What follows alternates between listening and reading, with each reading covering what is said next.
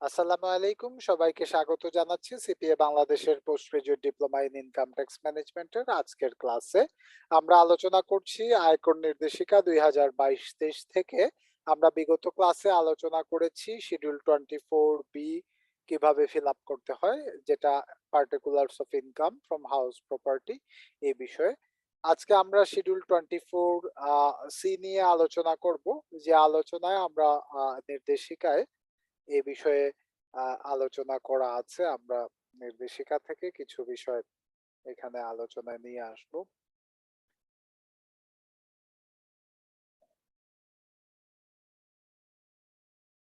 আমরা ব্যবসা বা পেশার আয়, এই ব্যবসা বা পেশার আয়কে বলা হচ্ছে আয়কর অধ্যাদেশ 1984 এর 28 ধারা অনুযায়ী। আমরা ব্যবসা বা পেশার আয়, কিংবা আমরা যদি এটাকে বিজনেস ট্যাক্সেশন বলি কিংবা কর্পোরেট ট্যাক্সেশনের হিসাব বলি, আমরা এই বিষয়ে আরো বিস্তারিত আলাপ করব আমাদের পরবর্তী লেকচার গুলাতে। আমরা আমাদের আলোচনা শুরু করেছি ব্যক্তি খাতে আয়কর রিটার্ন কিভাবে ফিল আপ করবো, আমরা এটা নিয়েই। আমরা এই আয়কর নির্দেশিকাটুকু ব্যক্তি শ্রেণীর করদাতার রিটার্ন পূরণ ও কর পরিপালন নির্দেশিকা সম্পর্কে। তো আমরা পার্সোনাল ট্যাক্সেশন নিয়েই মেনলি আলোচনা করছি। পার্সোনাল ট্যাক্সেশনের ক্ষেত্রে আমরা আলোচনায় দেখেছি যে আমাদের রিটার্ন ফর্মটা হচ্ছে for individual SSC IT 11/Go/2016। এই ফর্মে আমরা শিডিউল গুলা দেখেছি, শিডিউল 24A 24B কিভাবে ফিল আপ করতে হয় এবং রিলেটেড কমপ্লায়েন্স গুলো, এবং আজকে আমরা শিডিউল 24C এর আলোচনা করব। তবে এটা বলে রাখছি, আমি আজকের আলোচনায় ব্যবসা খাতে আয়ের আলোচনার কমপ্লিট আলোচনা না। আজকের আলোচনা শুধু শিডিউল 24C ফিল আপ করার মধ্যেই সীমাবদ্ধ আলোচনা। আমরা ব্যবসা খাতের আয় নিয়ে পুরো আলোচনা করব, অনেকগুলা লেকচার হবে এই আলোচনায়। পরবর্তীতে আমরা এই আলোচনাগুলা কন্টিনিউ করব। তো আজকের আলোচনায় আমরা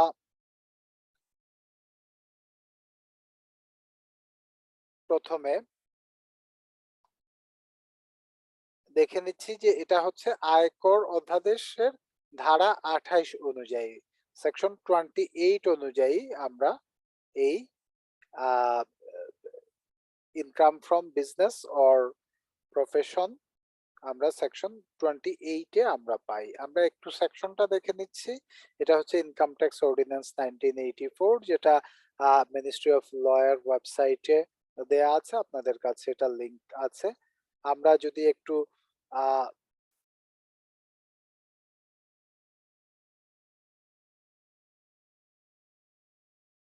সেকশন 28-এ যাই, income from business or profession.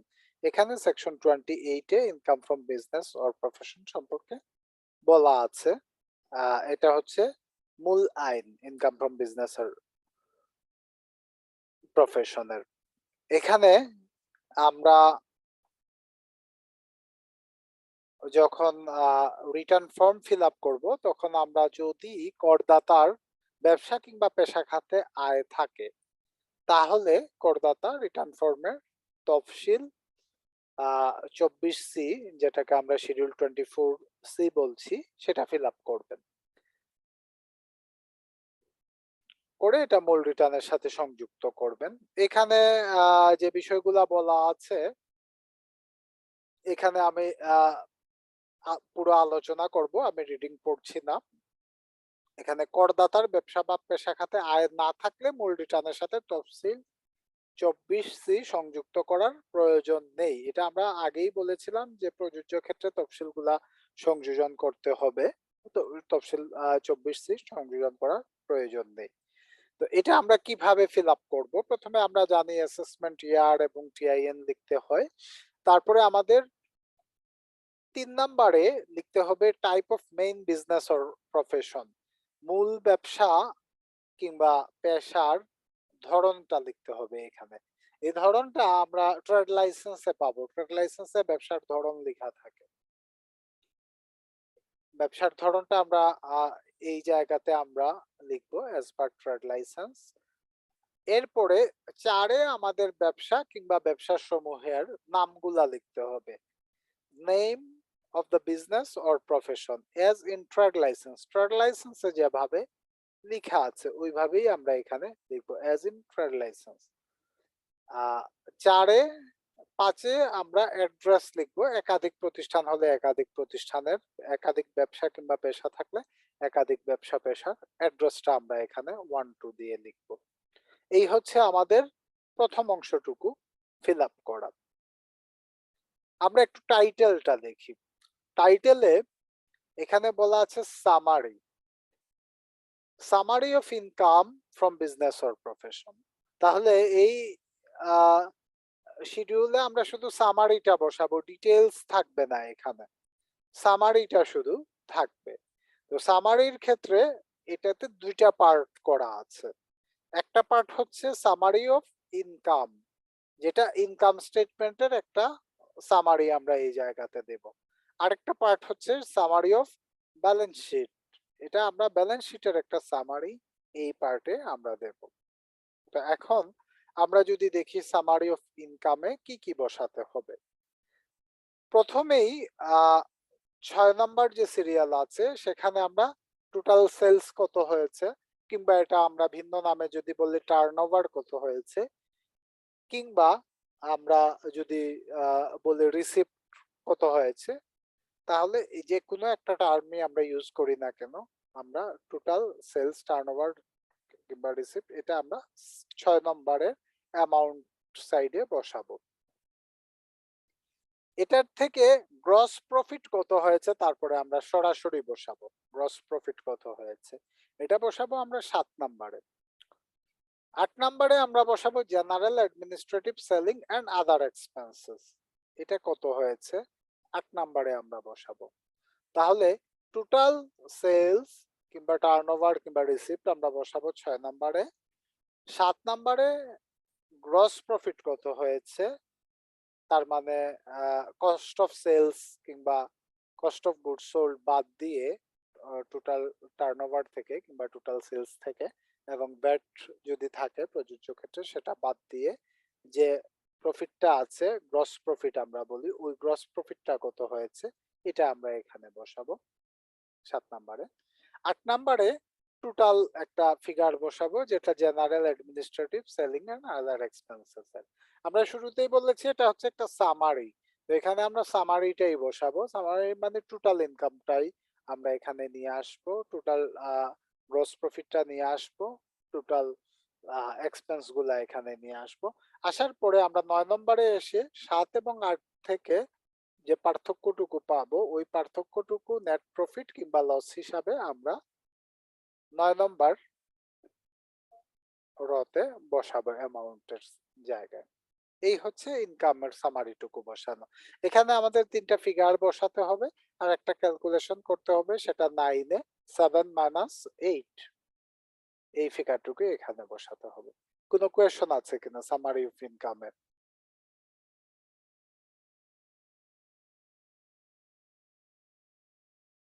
Sir বিজনেসটা উপরে 2 বা 3 নম্বরে আছে, ওইটা এটা সার্ভিস অথবা প্রোডাকশন অথবা সেলস এই টাইপের বিষয়গুলো কিনা? হ্যাঁ, যে কোনো ধরনের ব্যবসা কিংবা পেশা, যে কোনো ধরনের ব্যবসা কিংবা পেশা। আচ্ছা, যে কোনো ধরনের। আচ্ছা, হ্যাঁ ট্রেড লাইসেন্স অনুযায়ী যেটা ধরা হ্যাঁ, ধরা আছে। এটা আপনার সার্ভিস কনসার্ন হতে পারে, এটা আপনার হুম। ম্যানুফ্যাকচারিং কনসার্ন হতে পারে, এটা আপনার ট্রেডিং বিজনেস হতে পারে, যে কোনো ধরনের। আর নেম মিন্স আপনার ফার্মের নাম আর কি, এই তো। রাইট, বিজনেসের নাম। ওকে, ঠিক আছে। আর কোনো আর কোয়েশ্চন আছে কিনা? 6 থেকে 9 ক্লিয়ার, কারণ এখানে সেলস গ্রস প্রফিট ক্লিয়ার করা আছে কি হবে। একেবারে একেবারেই সহজ বিষয়, শুধু আমরা সহজ বিষয়। নয়া গিয়ে একটা মাইনাস করবো, 7 থেকে 8টা বিয়োগ দিয়ে বসাবো এখানে।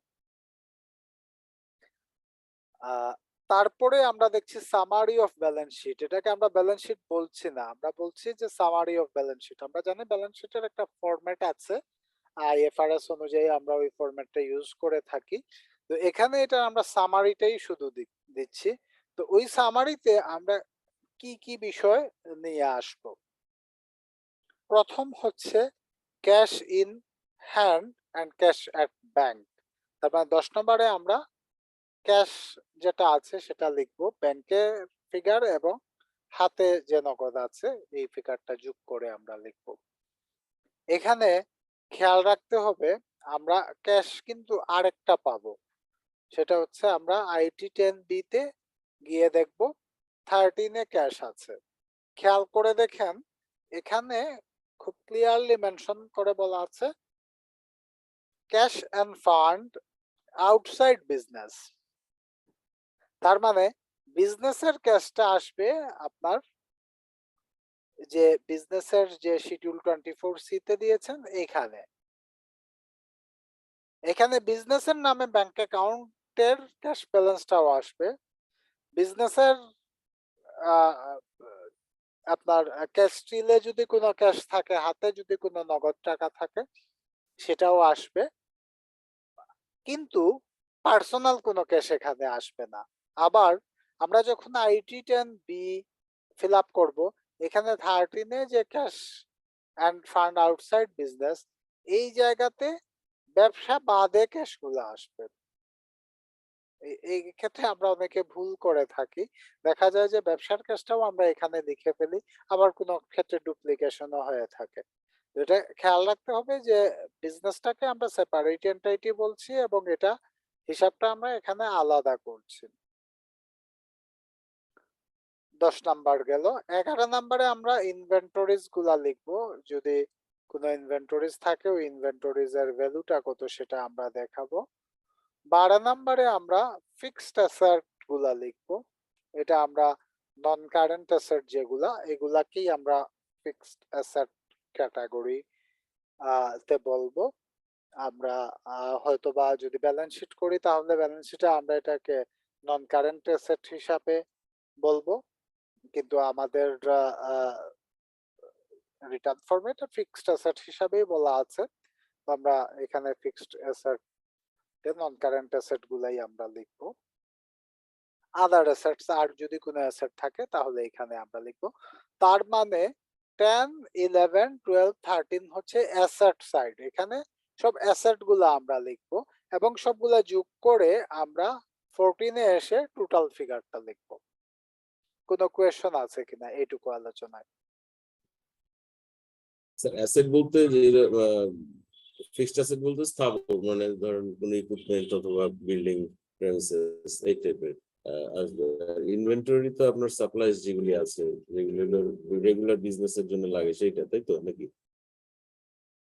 হ্যাঁ, মানে আপনার আচ্ছা আচ্ছা সাপ্লাইজটা ঠিক হবে না, ইনভেন্টরিজে আমরা বুঝাবো। এখানে যে বিষয়টা বুঝাতে চাচ্ছে সেটা হচ্ছে আপনার বিক্রয়যোগ্য কোনো প্রোডাক্ট আছে কিনা। আচ্ছা আচ্ছা। হুম, আর সেটাই সাপ্লাইজ সেটাই। গুলা আপনার আদার অ্যাসেটে চলে আসবে। ও, মানে আপনার যে ব্যবহার্য যেগুলা কনজিউমেবল এগুলা আদার হুম, অ্যাসেটস এ চলে আসবে। আচ্ছা। হুম, আর ইনভেন্টরিজটা আপনি ট্রাই করবেন যে এগুলা হুম, এই এই জায়গাতে আমরা ইনভেন্টরিজ গুলা বসাবো। আর ফিক্সড অ্যাসেটে আমরা আহ, ওই ধরনের অ্যাসেট বসাবো আমরা নন কারেন্ট অ্যাসেটে আমরা যেগুলা 12 মাসের মধ্যে আমরা ক্যাশ ব্যবহারও করছি না, আবার ক্যাশ ব্যবহার করে এগুলা আহ, আমাদের কনজিউমও করছি না, একেবারে শেষ হয়ে যাচ্ছে না, আবার আমরা দেখা যাচ্ছে যে এগুলা খুব সহজে ক্যাশ ইকুইভ্যালেন্ট করা যাচ্ছে না, এগুলাই ফিক্সড অ্যাসেট বলবো আমরা। যেমন আপনি বললেন fixture fittings, furniture, equipment, land, building, এগুলা হতে পারে। ঠিক আছে, থ্যাংক ইউ স্যার। ফিক্সড অ্যাসেটটা কি আমরা কি কস্ট ভ্যালু দিব নাকি হচ্ছে গিয়ে যেটা আফটার ডেপ্রিসিয়েশন? আচ্ছা, জাবের ভাই বললেন তাই তো, যে আমরা জি স্যার। এখানে যদি ডেপ্রিসিয়েশন চার্জ করি, আমরা যদি ডেপ্রিসিয়েশন চার্জ করি অবশ্যই আমরা ডেপ্রিসিয়েশন বাদ দিয়ে দেব। আর যদি আমরা ডেপ্রিসিয়েশন চার্জ করি না তাহলে আমরা এখানে যে কস্ট প্রাইস আছে সেটা দেব। জি, থ্যাংক ইউ স্যার। যেহেতু একটু খেয়াল করে দেখেন, রিটার্ন ফর্মটা হচ্ছে ইন্ডিভিজুয়ালের। আমরা যে রিটার্ন ফর্ম নিয়ে কাজ করছি এখন, এখন ইন্ডিভিজুয়ালের যদি কোনো ফার্ম থাকে, মানে পার্টনারশিপ বিজনেস থাকে, তাহলে সেটা আলাদা ট্যাক্স রিটার্ন হয়ে যাবে, আলাদা ফর্ম হবে এটার জন্য। আবার কোনো অ্যাসোসিয়েশন অফ পার্সন যদি থাকে, কয়েকজন মিলে যদি করেন, তাহলে সেটা আলাদা হয়ে যাবে।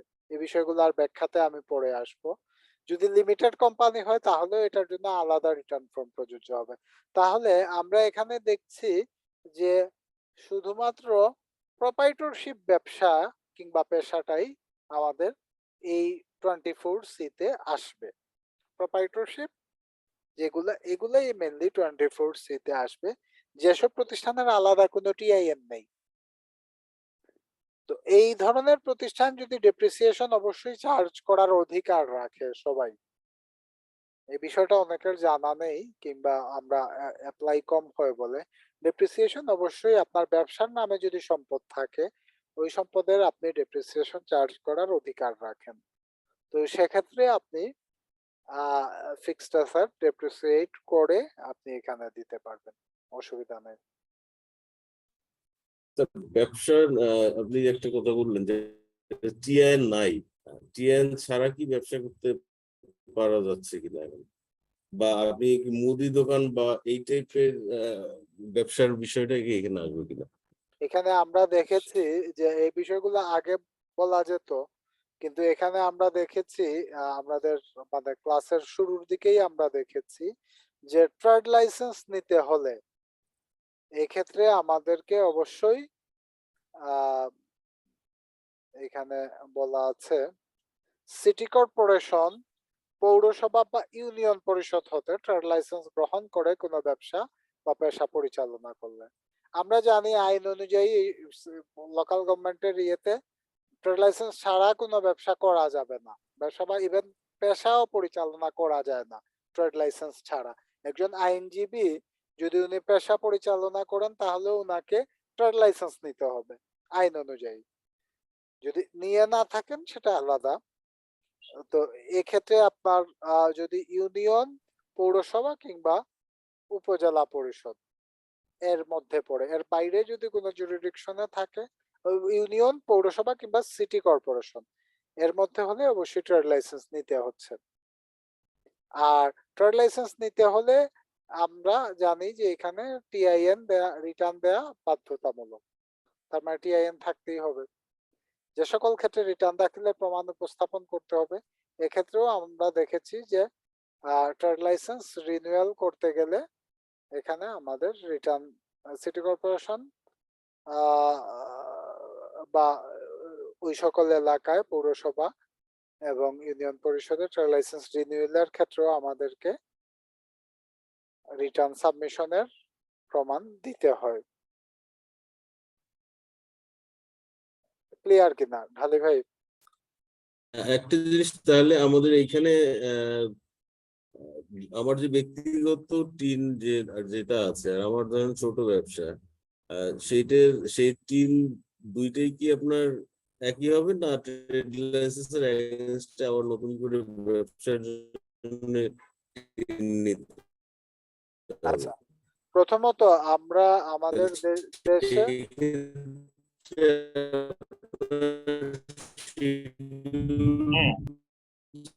ঢালি ভাই ক্লিয়ার শোনা যাচ্ছে না। আমি বুঝেছি আপনার কোয়েশনটা। আমি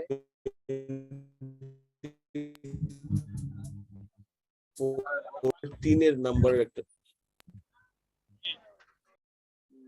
ঢালি ভাই আপনার কথা পুরো বোঝা যায়নি, তারপরে আমি আমার ব্যাখ্যাটুকু দিয়ে দিচ্ছি, হয়তো ক্লিয়ার হবে আপনার। আমরা ব্যবসা পরিচালনা করতে পারি তিন ভাবে বাংলাদেশে। একটা হচ্ছে একটা ট্রেড লাইসেন্স নিয়ে প্রোপাইটরশিপ ব্যবসা পরিচালনা করতে পারি। প্রোপাইটরশিপ ব্যবসার জন্য কোনো বিজনেস রেজিস্ট্রেশনের প্রয়োজন হয় না। এটা আমরা একটা ট্রেড লাইসেন্স গ্রহণের মাধ্যমেই করতে পারি। সেক্ষেত্রে ওই ট্রেড লাইসেন্সের এগেইনস্টে কোনো টিআইএন নিতে হবে না, প্রোপাইটরের টিআইএনটাই ওই ব্যবসার টিআইএন হিসাবে গণ্য হবে এবং এখানে 24C তে আমরা হিসাবটি লিখব, শিডিউল 24C তে ইন্ডিভিজুয়াল ট্যাক্স রিটার্নে। এরপরে আমরা যদি পার্টনারশিপ করি ব্যবসা, তাহলে এটা হচ্ছে ফার্ম কিংবা অ্যাসোসিয়েশন অফ পারসন এর ক্ষেত্রে আমাদের অবশ্যই আলাদা টিআইএন নিতে হবে। এগুলো দুইটা বিষয়। পার্টনারশিপ দুই ভাবে হয়, একটা রেজিস্টার্ড হতে পারে আবার আনরেজিস্টার্ড হতে পারে। আবার লিমিটেড কোম্পানির ক্ষেত্রেও আমরা আলাদা টিআইএন নেব। তো আমরা এখন যে আলোচনাটুকু করছি সেটা হচ্ছে যে সকল ব্যবসা ব্যক্তি মালিকানাধীন এবং ব্যক্তির টিআইএন এর অধীনেই রিটার্ন সাবমিট করা হয়ে থাকে ওই সব ব্যবসার বিষয়ে।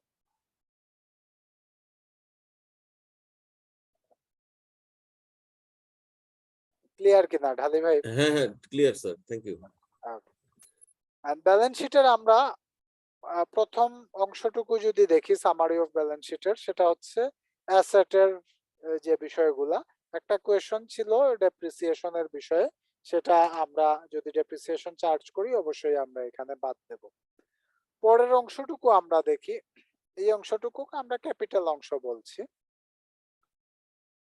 এখানে আমরা ওপেনিং ক্যাপিটালটা লিখবো প্রথমে 15-এ, যেটা আগের বছরের ক্লোজিং ক্যাপিটাল ছিল, বছরের শুরুতে আমাদের ক্যাপিটাল কত ছিল। এটার সাথে আমরা 9-এ যে নেট প্রফিটটা করেছি এই বছরে, এই নেট প্রফিটটা আমরা অ্যাড করব 16-তে আমরা নেট প্রফিটটা বসাবো। এবং 17-তে যদি আমাদের কোনো উইথড্রয়াল থাকে, ব্যবসা থেকে যদি ওনার কোনো উইথড্র করে থাকেন এই ইনকাম ইয়ারে, তাহলে এই উইথড্রয়ালটা বসানো হবে। তাহলে আমরা একটা ক্যালকুলেশন করে এখানে ক্লোজিং ক্যাপিটালটা পাবো। ক্লোজিং ক্যাপিটালটা কিভাবে হবে? ওপেনিং ক্যাপিটালের সাথে আমরা নেট প্রফিটটা অ্যাড করব আর উইথড্রয়ালটা বাদ দেব। দ্যাট মিন্স 15 প্লাস 16 মাইনাস 17, এটা করে আমরা ক্লোজিং ক্যাপিটালটা পাবো। এই ফিগারটা আমরা এখানে বসাবো। কোনো কোয়েশ্চন আছে কিনা ক্যাপিটালের অংশে?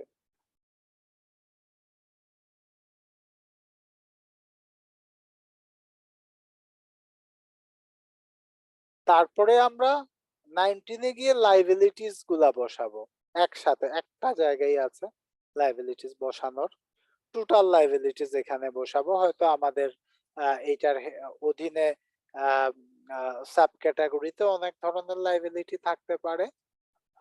যেহেতু এটা সামারি, সেহেতু আমরা টোটাল লাইবিলিটিটা বসাবো এবং 20-তে গিয়ে আমরা ফিগারটা ক্যালকুলেট করব এভাবে যে টোটাল ক্যাপিটাল এন্ড লাইবিলিটিস আমরা 18 এবং 19টা অ্যাড করব এখানে 20-তে গিয়ে।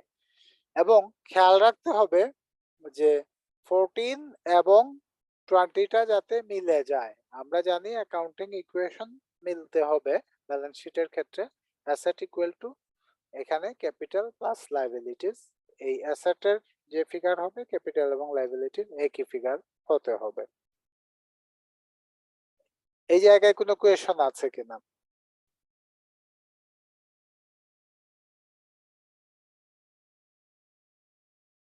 ইকুয়েশনটা বুঝেছি, হয়তো প্র্যাকটিক্যালি গেলে তখন আমার অন্য ধরনের চ্যালেঞ্জ আসতে পারে। কোনো কোয়েশ্চন না থাকলে আমরা একটা প্র্যাকটিক্যাল এক্সাম্পল এখন করে ফেলবো এটার জন্য। যদিও আমি যেটা বললাম আলোচনার শুরুতে, এটা একেবারেই বেসিক বিষয় আমরা আলোচনা করব। ব্যবসা খাতের আয়ে আমরা পরবর্তীতে এটা আরো বিস্তারিত আলোচনা হবে। এখানে সেকশন 28 নিয়ে আমরা এবং রিলেটেড যে সেকশন গুলো আছে এই সেকশন গুলা নিয়ে আমরা বিস্তারিত আলোচনা করব।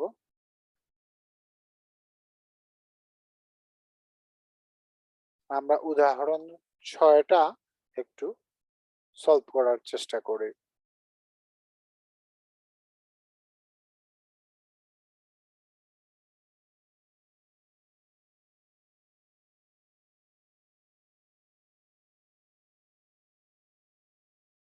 আমরা করছি শিডিউল 24C। আমরা নির্দেশিকায় উদাহরণ 6টি দেখছি। অতল, ধরা যাক জনাব অতল আনন্দ স্টেশনারি দ্রব্যাদি ক্রয় বিক্রয়ের ব্যবসায় নিয়োজিত। 1/7/2021 তারিখ হতে 30/6/2022 তারিখ পর্যন্ত তার মোট বিক্রয়ের পরিমাণ 30 লক্ষ টাকা।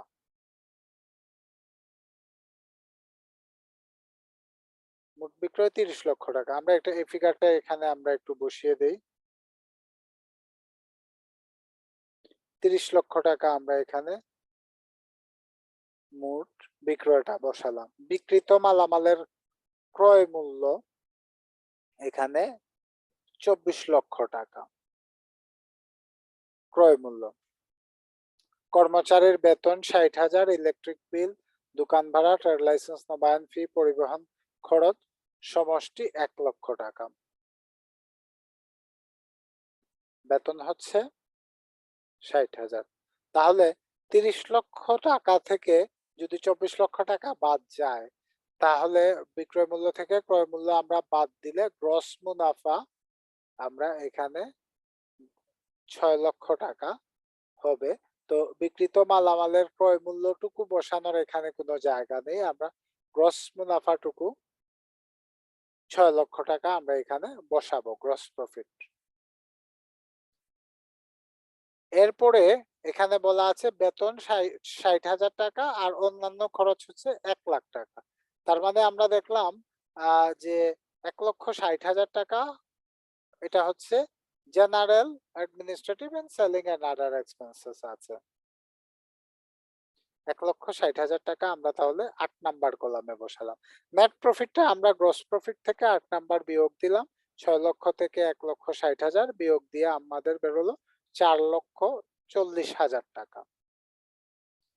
এখানে আমরা 1,60,000 টাকা বাদ দিয়ে ব্যবসা খাতে অবচয়পূর্ব খরচ 4,40,000 টাকা।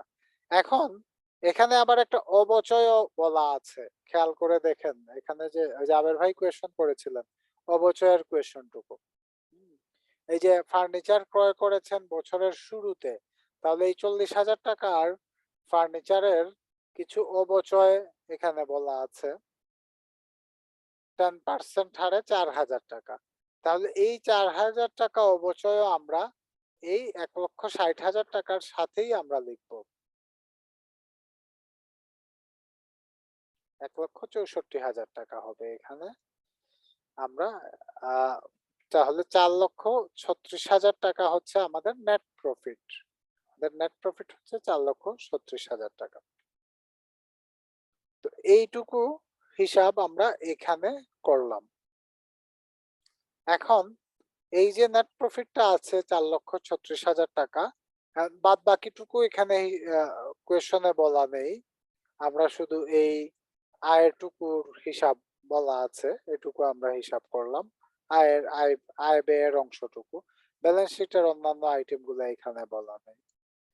আর ট্যাক্স ক্যালকুলেশনটা আমরা পরে আলোচনায় নিয়ে আসবো। এই ট্যাক্স ক্যালকুলেশনটা পরে আলোচনা হবে এখানে।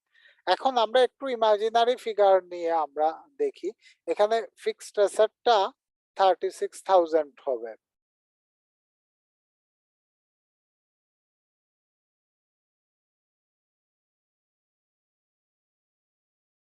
আমরা জানি ফিক্সড অ্যাসেটটা 36,000 হবে, এবং আমরা যদি শুরুতে ধরে নেই যে ওপেনিং উনার অ্যাসেট ছিল 40,000 টাকার, যেটা আমরা এখানে দেখলাম 40,000 টাকা, এবং ক্যাপিটালও তো বছরের শুরুতে 40,000 টাকাই ছিল যদি আমরা ধরে নিই, তাহলে আমরা এখানে ফিক্সড অ্যাসেট শেষে এসে হয়ে গেছে 36,000 টাকা। আবার আমাদের এখানে ওপেনিং ক্যাপিটাল ছিল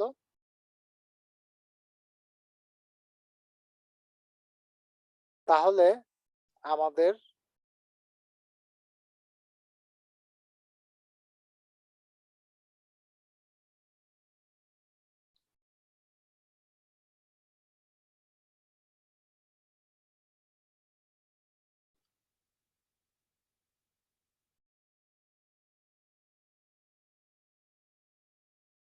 চার লক্ষ, আমরা যদি ক্যাশটা মেলাতে যাই এখানে ফিক্সড অ্যাসেটটা আসলো, ওপেনিং ক্যাপিটাল আমরা দেখালাম 40,000 টাকা।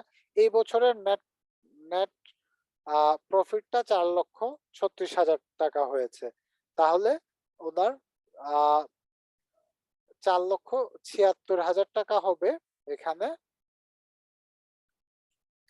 গত বছরের ক্যাপিটালের সাথে এই বছরের প্রফিটটা অ্যাড করে যে ফিগারটুকু আসবে সেই ফিগারটুকু, এবং আমাদের 4,40,000 টাকা ক্যাশ ফান্ড এখানে থাকবে। তাহলে আমাদের ব্যালেন্স শিটটা আমরা এইভাবে মেলাবো, টোটাল 4,76,000 টাকা অ্যাসেট এবং ক্যাপিটালটা মিলে গেল।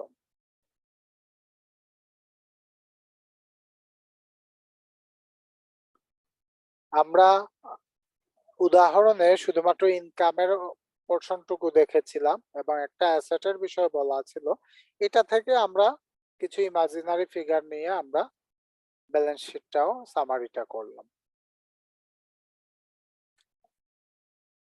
উদাহরণটা ক্লিয়ার কিনা কিংবা কোনো কোয়েশ্চন আছে কিনা?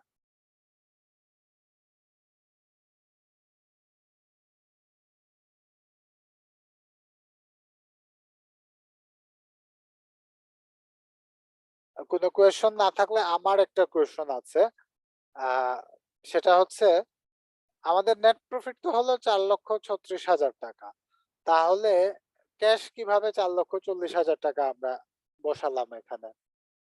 4,000 টাকা ডেপ্রিসিয়েশন। জি, ডেপ্রিসিয়েশনটা তো নন ক্যাশ আইটেম, আমরা এটা এখানে বাদ দিয়েছি 1,64,000-এর মধ্যে 4,000, কিন্তু এটা আমাদের ক্যাশের মধ্যেই থেকে গেছে। ঠিক আছে, তাহলে এই বিষয়ে যদি শিডিউল 24C সম্পর্কে আর কোনো কোয়েশ্চন আছে কিনা, না থাকলে আমরা একটু রিবেটের বিষয়ে চলে যাব। ডেপ্রিসিয়েশন তো ভাই থার্ড শিডিউল থেকে আসতো না ভাই? হ্যাঁ, থার্ড শিডিউল থেকেই আসবে। ডেপ্রিসিয়েশনটা আমরা আইন অনুযায়ী ক্যালকুলেট করব, আইনে যেটা বলা আছে।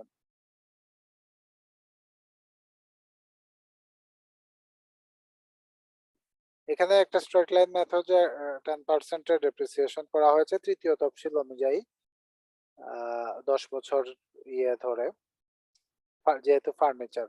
তো তফসিল বিষয়ে আমরা আলোচনা করব পরে, আমরা তফসিলগুলা দেখব।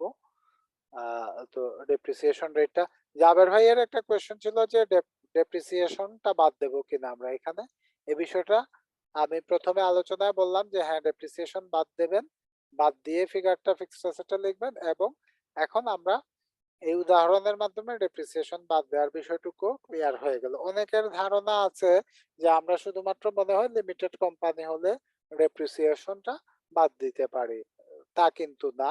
আমরা প্রোপ্রাইটরশিপ বিজনেসের ক্ষেত্রেও ডেপ্রিসিয়েশনটা বাদ দিতে পারি, এবং এই ডেপ্রিসিয়েশনটুকু বাদ না দেওয়ার কারণে অনেক প্রোপ্রাইটরশিপ বিজনেসে অনেক হেভি ইকুইপমেন্ট আছে, অনেকের অনেক টাকা ইনভেস্টমেন্ট আছে, কিন্তু দেখা যায় যে অনেক বেশি ট্যাক্স দিতে হয় ডেপ্রিসিয়েশনটুকু না দেওয়ার কারণে। এই জায়গাটুকু আমরা খেয়াল রাখবো। কোনো কোয়েশ্চন আছে কিনা? জাকির ভাই?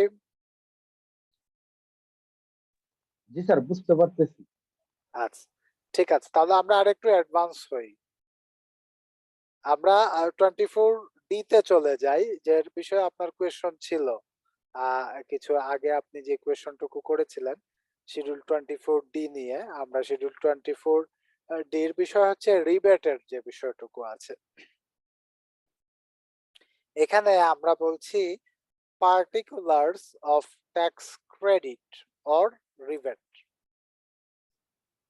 শিডিউল 24D তে আমরা একটু নির্দেশিকায় যাই। আমরা এখানে নির্দেশিকায় কিছু বিষয় আছে, মূলধনী মুনাফা, অন্যান্য উৎস হতে আয়, এইসব বিষয় আমরা পরে আলোচনা করব।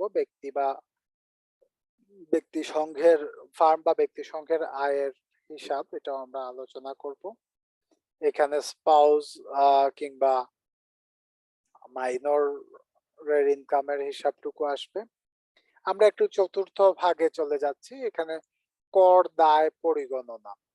কর দায় পরিগণনাতে আমরা ট্যাক্স ক্যালকুলেশনটা আমরা একটু দেখে নেব এখানে। দেখার পরে আমরা রিবেটের বিষয়টুকুতে যাব।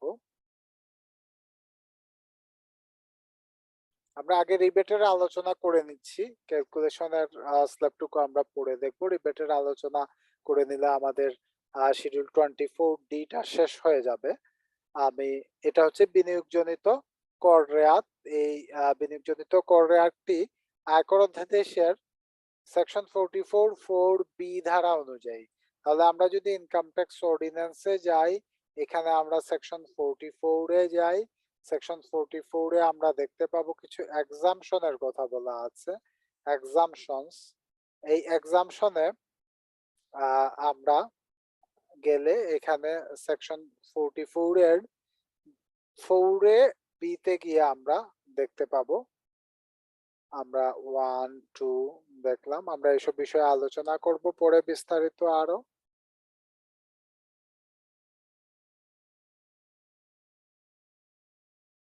আমরা এই 4-এর আমাদের এখানে লেখা আছে 44(4)B ধারা অনুযায়ী, এখানে 44(4)B,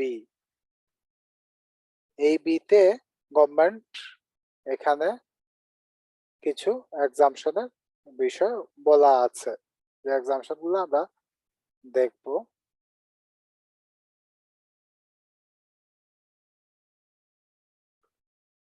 নির্দিষ্ট কয়েকটি খাতে করদাতা বিনিয়োগ বা চাঁদা থাকলে করদাতা বিনিয়োগজনিত কর রেয়াত পান। নির্দিষ্ট খাতগুলা কিন্তু একেবারে নির্দিষ্ট করা আছে। মোট আয়ের উপর আরোপযোগ্য আয়করের অঙ্ক হতে কর রেয়াত অঙ্ক বাদ দিলে প্রদেয় কর পাওয়া যায়, সেটা আমরা পরে ক্যালকুলেশনে দেখব পার্ট 2-তে।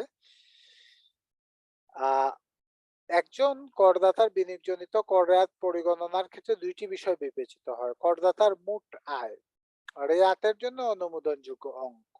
তাহলে আমরা আরেকটা বিষয় দেখছি, যেটা একটা বলছে এলিজিবল অ্যামাউন্ট, একটা বলছে মোট আয়। মোট আয়টা হচ্ছে মোট করযোগ্য আয়। আমরা আয় বললেই করযোগ্য বুঝবো। মোট আয় হচ্ছে মোট করযোগ্য আয়, আর রেয়াতের জন্য অনুমোদনযোগ্য অঙ্কটাকে বলছি আমরা এলিজিবল অ্যামাউন্ট। এখন এলিজিবল অ্যামাউন্টটা কিভাবে ক্যালকুলেট করব? এলিজিবল অ্যামাউন্টটা আমরা কিভাবে ক্যালকুলেট করব? ক্যালকুলেট করতে হলে প্রথমে আমরা দেখব রেয়াত পাওয়ার যোগ্য খাতে করদাতার প্রকৃত বিনিয়োগ বা চাঁদার পরিমাণ কত। তাহলে প্রথমে আমরা দেখব প্রকৃত বিনিয়োগ বা চাঁদার পরিমাণ কত। করযোগ্য মোট আয়ের 20%, করযোগ্য মোট আয়ের 20%। তাহলে আমরা করযোগ্য যে মোট আয় থাকবে এটার 20%। এখন করযোগ্য মোট আয়ে 20% ক্যালকুলেট করতে হলে এখানে আমরা 82C ধারার 2 উপধারায় বর্ণিত উৎস বা উৎসসমূহ হতে প্রাপ্ত আয়, এটা হচ্ছে একটা বিষয়, এবং কর অব্যাহতি প্রাপ্ত বা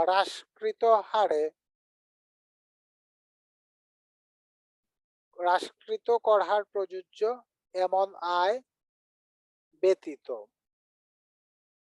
তার মানে আমরা রেয়াতের জন্য যখন ক্যালকুলেশন করব তখন প্রকৃত বিনিয়োগটা ধরব, আর দেখব যে করযোগ্য মোট আয় ক্যালকুলেট করব আমরা 82C ধারায়, মানে যেসব ক্ষেত্রে আমরা final settlement of tax liability হয়ে গেছে, মনে করেন সঞ্চয়পত্রের মুনাফার উপর যে আয়টুকু হয় সেটার উপরে ফাইনাল সেটেলমেন্টটা হয়ে গেছে ট্যাক্স, তো এটা বাদ দিতে হবে। এটা রিবেট ক্যালকুলেশনে আসবে না। কোনো কর অব্যাহতি প্রাপ্ত আয় থাকলে তাও বাদ দিতে হবে, কিংবা আমরা রিডিউস রেট এনজয় করি এমন কোনো ইনকাম যদি থাকে তাও এখানে হিসাবে আসবে না। তার মানে রেগুলার ট্যাক্স রেটে যে ইনকামটুকু হবে ওই ইনকামটুকুই শুধু আসবে, এবং 1 কোটি টাকা, এই তিনটির মধ্যে যেটি কম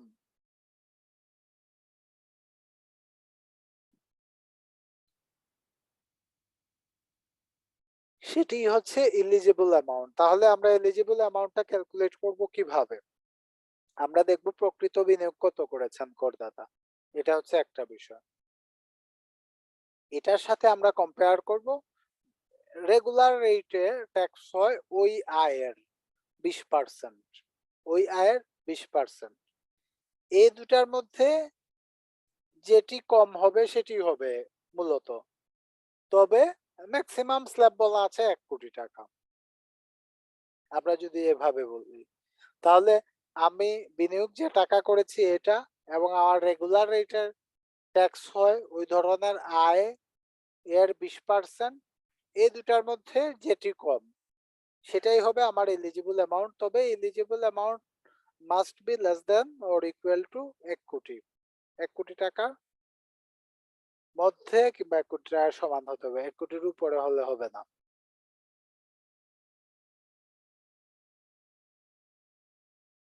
ক্লিয়ার কিনা এইটুকু? স্যার, খ নাম্বারটা আবার একটু পরিষ্কার করেন। প্রথমে ক যেটা আছে এটা বোঝা গেছে যে রিয়াদ অ্যাকচুয়াল পাওয়ার অ্যাকচুয়াল হুম। ইনভেস্টমেন্ট যেটা, রাইট? আলী ভাই, যে আলী ভাই একটা এক্সাম্পল দিয়ে বুঝালে সুবিধা হবে। 82C এর আমার কি কি উৎস আছে সেটা একটু জানতে হবে, বুঝলে গেছি।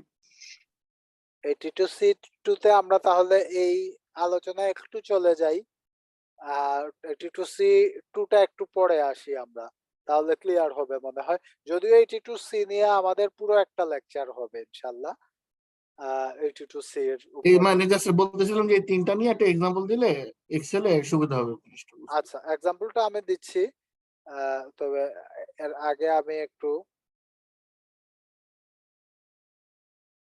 82C টাতে চলে যাই। এই জায়গাটুকু একটু ক্লিয়ার থাকা দরকার আপনাদের। 82C, হ্যাঁ, কারণ আলী ভাই এখানে অনেক প্রবলেম হয়, সবারই প্রবলেম হয়, মানে আমার হয় বেসিক্যালি অনেক। 82C2 তে আমরা যাই তাহলে। আমি একটা কথা বলে কিন্তু এই জায়গায় ক্লিয়ার করে দিয়েছি আমার কথার মধ্যে। একটা ব্যাখ্যা আমি বলেছি, সেটা আবারও বলছি। এলিজিবল অ্যামাউন্ট বা অনুমোদনযোগ্য অঙ্ক আমরা বের করতে হলে আমরা দেখব প্রকৃত বিনিয়োগ কত এটা, আর রেগুলার রেটে ট্যাক্স হয় এমন আয়ের, রেগুলার রেটে ট্যাক্স হয় এমন আয়ের 20%। দুইটার মধ্যে যেটি কম কিংবা ম্যাক্সিমাম, এটা 1 কোটি টাকা হবে, ম্যাক্সিমাম স্ল্যাব হচ্ছে 1 কোটি। তাহলে রেগুলার রেটে যখন আমি বললাম ট্যাক্স হয়, তখন আপনার 82C2 ও বাদ যাবে, আবার কর অব্যাহতি প্রাপ্ত আয়ও বাদ যাবে, হ্রাসকৃত কর হার প্রযোজ্য হয় আয়ও যাবে। কর অব্যাহতি প্রাপ্ত তো রেগুলার রেটে না, হ্রাসকৃত হারে কর যোগ্য তো রেগুলার রেটে না, আর 82C যেটা এটাও রেগুলার রেটে হচ্ছে না, এটা তো আপনার ট্যাক্সই হচ্ছে না, যেটা উৎসে কর্তন হয়েছে এটাই ফাইনাল সেটেলমেন্ট হয়ে যাচ্ছে। এখন আমরা 82C2 টা একটু দেখে নেই।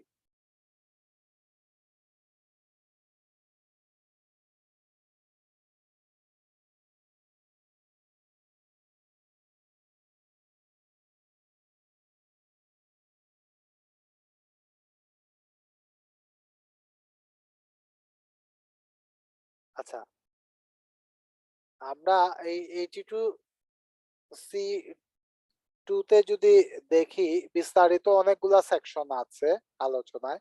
আমি মনে হয় এই আলোচনা বেশি এটা 82C এর আলোচনাতেই আমরা রাখবো, অনেকগুলা সেকশন যেহেতু এখানে দেখতে পাচ্ছি। আমি জাস্ট কমন কিছু এক্সাম্পল দিয়ে আপনাদের বুঝিয়ে দিচ্ছি, রাতুল ভাই যেটা বলেছিলেন এইভাবে। মনে করেন আমাদের যদি আহ সঞ্চয়পত্রের কোনো ইনভেস্টমেন্ট থাকে, ওই ইনভেস্টমেন্টের উপরে যদি আমরা কোনো রিবেট, সঞ্চয়পত্রের ইনভেস্টমেন্টের উপরে যদি আমরা কোনো ইন্টারেস্ট পেয়ে থাকি কিংবা মুনাফা পেয়ে থাকি, ওই আয়টুকু এখানে আসবে না, কারণ আমরা জানি এখানে যে ট্যাক্সটা কেটে রাখে সেটাই এখানে ফাইনাল সেটেলমেন্ট।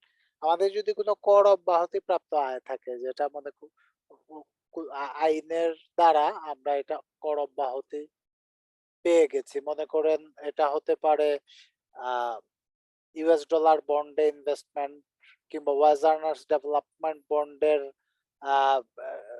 যে প্রফিটটা পেয়েছি কিংবা ইন্টারেস্টটা পেয়েছি আমরা, ওই ইন্টারেস্টের উপর আয়, এগুলা কর অব্যাহতি প্রাপ্ত আয়। আমরা একটা লিস্ট পাবো কর অব্যাহতি প্রাপ্ত আয়ের, এটার শেষের দিকে আমরা লিস্টটি দেখতে পাবো। তো এখানে কর অব্যাহতি প্রাপ্ত আয়ের লিস্ট আছে কিনা আমি একটু দেখে দিচ্ছি। এখানে কর মুক্ত বা কর অব্যাহতি প্রাপ্ত আয়ের একটা লিস্ট দেয়া আছে। আমরা এই লিস্টে অনেকগুলো আয় দেখছি কর অব্যাহতি প্রাপ্ত আয় বলা আছে এখানে। এই কর অব্যাহতি প্রাপ্ত আয় কিংবা রিডিউস রেটে আয় এখানে বলা আছে, মনে করেন হাঁস মুরগির খামার হতে অর্জিত আয়, এক্ষেত্রে আমরা একটা রিডিউস রেট এনজয় করতেছি। হাঁস মুরগি চিংড়ি মাছের হ্যাচারি থেকে যদি আয় হয়, এটা একটা রিডিউস রেট এনজয় করছি। তো এই আয়গুলা আমরা এই ক্ষেত্রে বাদ যাবে, রিডিউস রেটের আয়গুলা এই ক্ষেত্রে বাদ যাবে, শুধুমাত্র রেগুলার রেটে ট্যাক্স হবে যেগুলা, এই আয়গুলা এখানে ইনক্লুডেড থাকবে। তো এই এলিজিবল অ্যামাউন্ট, আমরা একটা এক্সাম্পলে যাচ্ছি আর একটা লাইন আমি পড়ে যাচ্ছি। এই এলিজিবল অ্যামাউন্টটা আমরা ক্যালকুলেট করার পরে রেয়ারটা হবে ওই এলিজিবল অ্যামাউন্টের 15%। রেয়াতের পরিমাণ নির্ধারিত হবে। তাহলে এলিজিবল অ্যামাউন্ট যেটা আমরা বের করবো এটার 15% হবে রেয়াত। এটুকু মোটামুটি ক্লিয়ার হয়েছে কিনা, আমি এক্সাম্পলে যাচ্ছি, এক্সাম্পলে যাওয়ার আগ পর্যন্ত এটুকু ক্লিয়ার আছে কিনা? জি বস। আমরা তাহলে একটু খাতগুলা দেখে নেই আগে, খাতের পরে আমরা এক্সাম্পলে যাব। এখানেই এক্সাম্পল দেয়া আছে অনেকগুলা, এই যে উদাহরণ 900 থেকে এক্সাম্পল দেয়া আছে। কোন কোন খাতে আমরা বিনিয়োগ করতে পারবো, প্রকৃত বিনিয়োগের মানে ক্রয়ের যে বিষয়টুকু বলা আছে, এই খাতগুলো এখানে নির্দিষ্ট করে দেয়া আছে। তো খাতের জন্য আমরা এখানে বলা আছে জীবন বীমা প্রিমিয়াম, সরকারি কর্মকর্তার প্রভিডেন্ট ফান্ডে চাঁদা, স্বীকৃত ভবিষ্যৎ তহবিলে নিয়োগকর্তা ও কর্মকর্তার চাঁদা,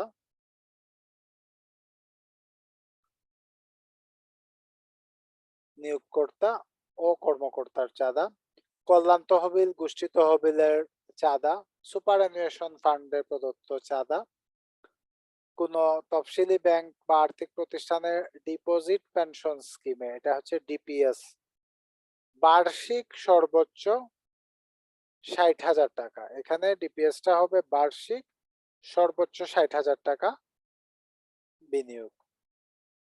সঞ্চয়পত্র ক্রয়ে বিনিয়োগ, বাংলাদেশ স্টক এক্সচেঞ্জে তালিকাভুক্ত, এখানে স্টক এক্সচেঞ্জে তালিকাভুক্ত শেয়ার, স্টক, মিউচুয়াল ফান্ড, ডিবেঞ্চারে বিনিয়োগ। তালিকাভুক্ত ছাড়া কোম্পানির শেয়ার কিনলে হবে না। সরকার অনুমোদিত ট্রেজারি বন্ডে বিনিয়োগ, সরকার অনুমোদিত হতে হবে ট্রেজারি বন্ডটি, বাংলাদেশ সরকার অনুমোদিত ট্রেজারি বন্ডে বিনিয়োগ। এই হচ্ছে বিনিয়োগের খাতগুলা। এরপরে আছে জাতির জনকের স্মৃতি রক্ষার্থে নিয়োজিত জাতীয় পর্যায়ের প্রতিষ্ঠানে অনুদান, এগুলো হচ্ছে অনুদানের খাত। দানের ক্ষেত্রে জাকাত তহবিলে দান, এটা অনুমোদিত হতে হবে ওই জাকাত তহবিলটি। জাতীয় রাজস্ব বোর্ড কর্তৃক অনুমোদিত কোন দাতব্য হাসপাতালে দান, প্রতিবন্ধীদের কল্যাণে স্থাপিত প্রতিষ্ঠানে দান, মুক্তিযুদ্ধ জাদুঘরে প্রদত্ত দান, আগা খান ডেভেলপমেন্ট নেটওয়ার্কে দান, আহসানিয়া ক্যান্সার হাসপাতালে দান, আইসিডিডিআরবিতে প্রদত্ত দান, সিআরপি সাভারে প্রদত্ত দান, সরকার কর্তৃক অনুমোদিত জনকল্যাণমূলক বা শিক্ষা প্রতিষ্ঠানে দান, এশিয়াটিক সোসাইটি বাংলাদেশে দান, আহসানিয়া মিশন ক্যান্সার হাসপাতালে দান, মুক্তিযুদ্ধের স্মৃতি রক্ষার্থে নিয়োজিত জাতীয় পর্যায়ের কোনো প্রতিষ্ঠানে অনুদান। তাহলে এখানে আমরা এই কিছু কিছু প্রতিষ্ঠান এর একটা লিস্ট আমরা আলাদাভাবে পাবো যেটা অনুমোদিত। তাহলে দানের ক্ষেত্রে আমাদেরকে দেখতে হবে রাজস্ব বোর্ড কর্তৃক অনুমোদিত কিনা দাতব্য হাসপাতাল।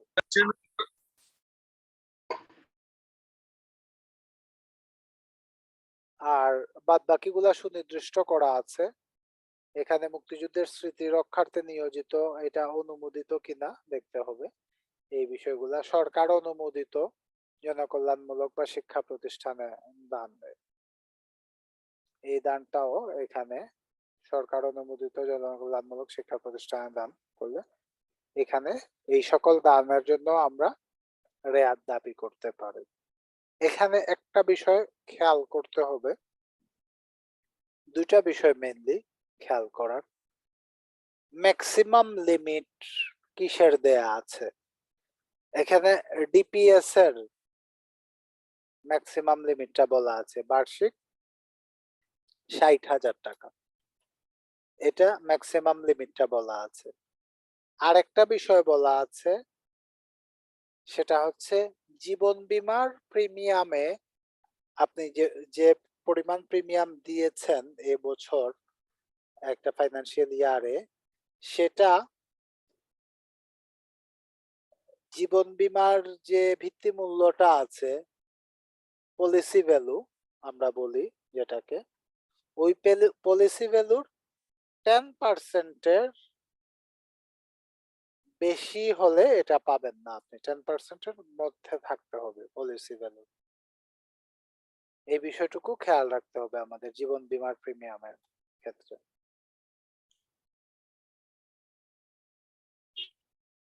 আমি এই আলোচনা একটু এক্সটেন্ড করছি এখন, এক্সাম্পলে আমি যাব। আলোচনাটা আমি এক্সটেন্ড করছি রিটার্ন ফর্মে গিয়ে, শিডিউল 24 এ। যেহেতু আমরা এটা ফিল আপ করব, আমরা এই জায়গাতেই আলোচনাটুকু করছি। ঢালি ভাই, কোয়েশ্চন। স্যার একটা বিষয় হলো জানা দরকার, সেটা হলো যে অনেক অনেক জায়গায় অনেক ধরনের রেজিস্টার্ড সমিতি থাকে, যেমন সমবায় সমিতি, সমবায় অধিদপ্তরের আন্ডারে তারা রেজিস্টার্ড। এখানে অনেকে বিনিয়োগ করে বিভিন্ন ধরনের ইয়েতে, ডিপিএস টাইপের স্কিমগুলিতে। এগুলি কি আপনার কর রেয়াত যোগ্য কিনা? না, কোনোভাবেই না। ডিপিএস হতে হবে অবশ্যই তফসিলি ব্যাংক কিংবা আর্থিক প্রতিষ্ঠানে। এখানে কোনো এনজিও তে আপনি যেগুলা বলছেন এগুলো হচ্ছে এনজিও কিংবা কোঅপারেটিভ। এনজিও কিংবা কোঅপারেটিভ, ওই এনজিও কিংবা কোঅপারেটিভের যদি আর্থিক প্রতিষ্ঠান পরিচালনার অনুমোদন থাকে তাহলে সেটা আসবে। আচ্ছা, সেটা যদি আপনার দিয়ে থাকে, সমবায় অধিদপ্তর মন্ত্রণালয় যদি দিয়ে থাকে, তাহলে কি সেটা লিগ্যাল কিনা? না, আর্থিক প্রতিষ্ঠান পরিচালনার অনুমোদন তো বাংলাদেশ ব্যাংক কর্তৃক দেবে, আর সমবায় অধিদপ্তর পারমিশন দেয় হচ্ছে আপনাকে সমবায় সমিতি ওপেন করার জন্য। সমবায় সমিতি হচ্ছে আমরা 10 জন মিলে করলাম কিংবা 50 জন মিলে করলাম, আমরা ইনভেস্ট করব এবং আমরা এখানে কাজ করব, আমরা এখান থেকে প্রফিট নেব। আর যদি এটা আপনি যে মাইক্রো ক্রেডিটের বিষয় যদি আসে, তাহলে মাইক্রো ক্রেডিট রেগুলেটরি অথরিটি আছে, তারা এই ক্ষেত্রে অনুমোদন দেবে, কিন্তু এখানে ডিপিএস এর কোনো সুযোগ নেই। এখানে আপনি যেসব বলছেন ওইসব প্রতিষ্ঠানের ডিপিএস কার্যক্রম পরিচালনাটাই সম্ভবত বৈধ না। আপনি যে ধরনের প্রতিষ্ঠানের কথা বলছেন, তবে হতে পারে কিছু কিছু প্রতিষ্ঠানের ক্ষেত্রে পারমিশন আছে।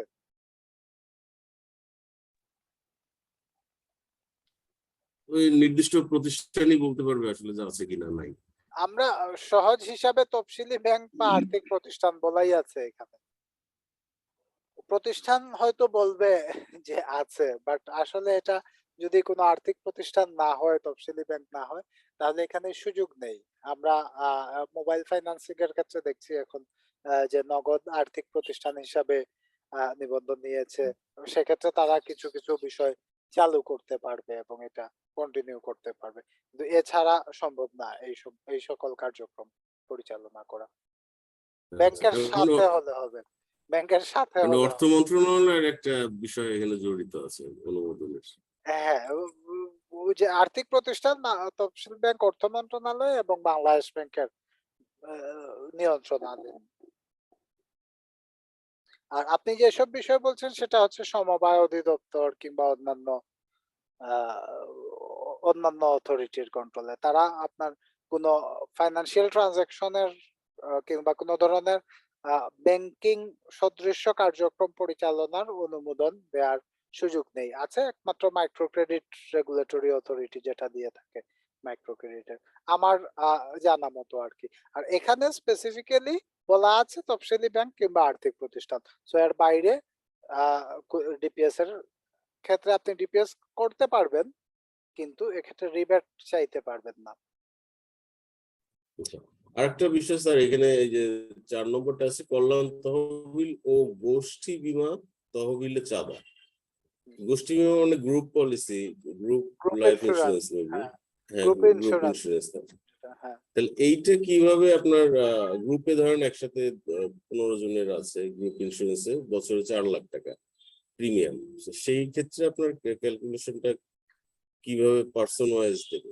বা গ্রুপ এটা তো নিশ্চয়ই ইন্স্যুরেন্স কোম্পানি থেকে দিতে হবে আমাদের। দেখেন, গ্রুপ ইন্স্যুরেন্সে সাধারণত প্রাতিষ্ঠানিকভাবে পলিসিগুলা গ্রহণ করে থাকে সবাই, এবং ওই প্রতিষ্ঠানের সাথে সম্পর্কিত যারা আছেন ওই প্রতিষ্ঠানের এমপ্লয়িরাই মূলত ওই গ্রুপ ইন্স্যুরেন্সের সার্ভিসটুকু নিয়ে থাকেন। তো প্রতিষ্ঠান যখন বেতন দেয় তখন ওই বেতন থেকেই এই গ্রুপ ইন্স্যুরেন্সের যে সাবস্ক্রিপশনটা আছে সেটা কেটে রাখে। ওই অংশটুকু আমরা রিবেটে ক্লেম করব এখানে, কিংবা আলাদা ভাবে যদি দেয়া হয়ে থাকে তাহলে।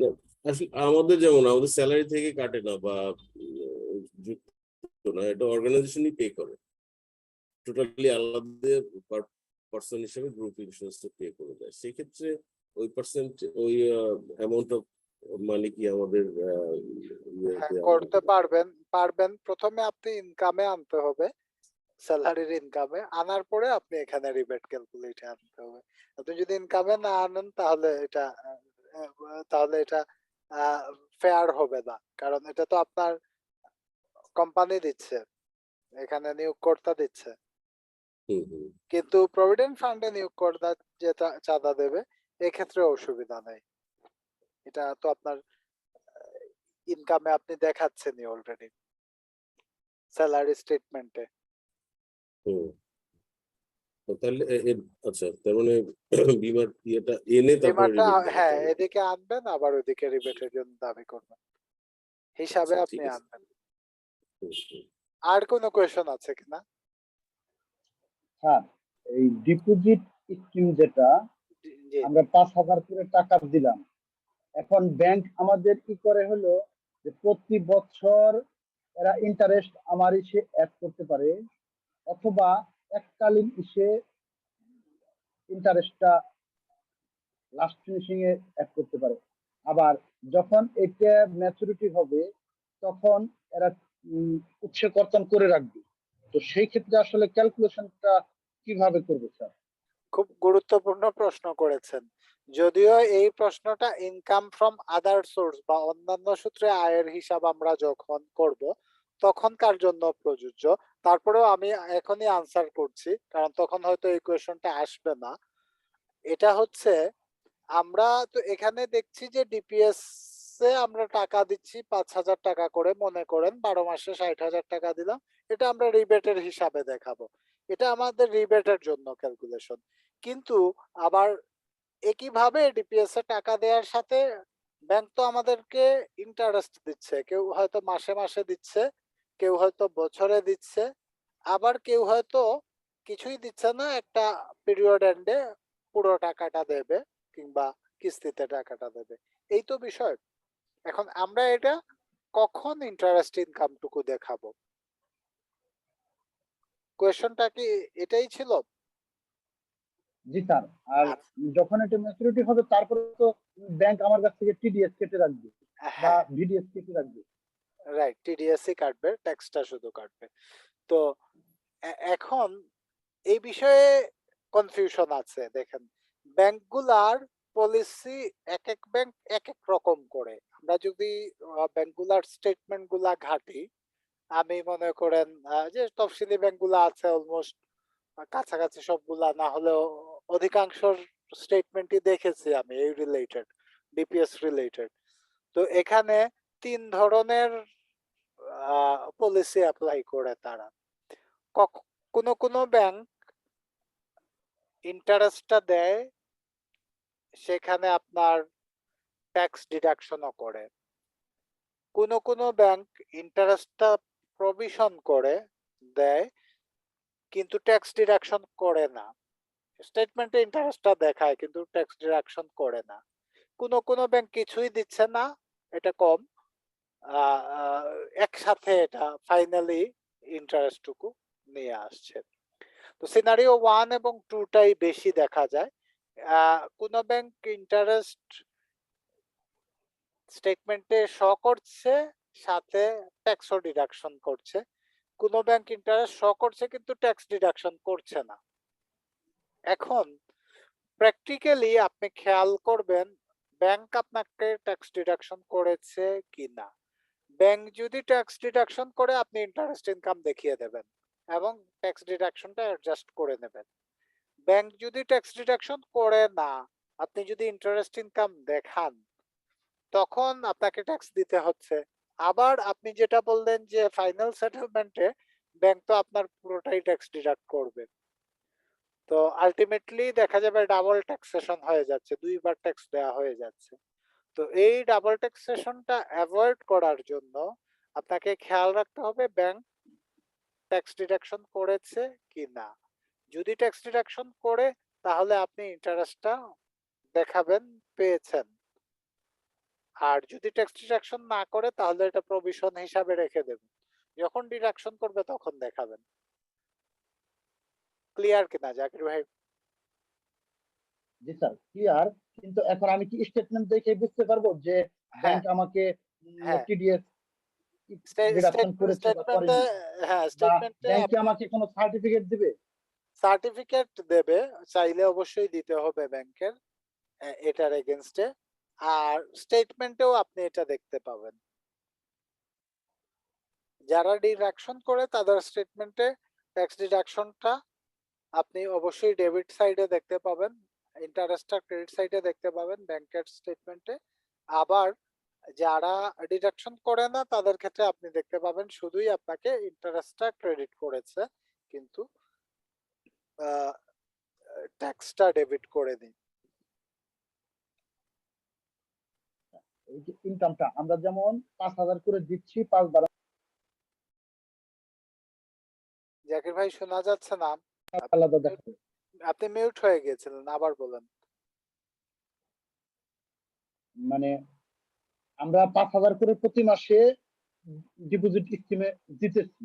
এখন সাথে দেখা গেল বছর শেষে ব্যাংক আমাকে ইন্টারেস্ট দিতে। তো এখন টিডিএস ডিডাকশন করে হোক অথবা ডিডাকশন না করে হোক, একটা অ্যামাউন্ট যাই হোক আমি একটা কিছু পাইতেছি। তো এখন এই মেইন অ্যামাউন্ট অর্থাৎ 60,000 টাকা, এটার সাথে যে ইন্টারেস্ট, দুইটা কি একত্র এক করে বসাবো, নাকি দুইটা আলাদা আলাদা পোর্শন হিসেবে না, দেখে দিব? এখানে আমরা বসাবো শুধুমাত্র বিনিয়োগটা, খেয়াল করেন। আর আপনি যে বিষয়টা বললেন, সেটা হচ্ছে আমরা যখন আমাদের অ্যাসেটের হিসাবটা করব, অ্যাসেটের হিসাব যখন করব, তখন statement of asset and liabilities and expenses এ গিয়ে আমরা এখানে আপনি খেয়াল করেন 8 ডিপিএস এর কথা বলা আছে। এখানে আপনি যদি ইন্টারেস্ট ইনকামে দেখান, তাহলে এটার সাথে যোগ করে বসাবেন 60,000-এর সাথে, আর না হলে এখানে 60,000 টাকাই ডিপিএস হিসাবে রাখবেন। আর আমরা এখন দেখছি শিডিউল 24D তে, এখানে আমরা শুধু কত টাকা দিয়েছি এই ফাইন্যান্সিয়াল ইয়ারে এটুকুই দেখাবো। ক্লিয়ার কিনা?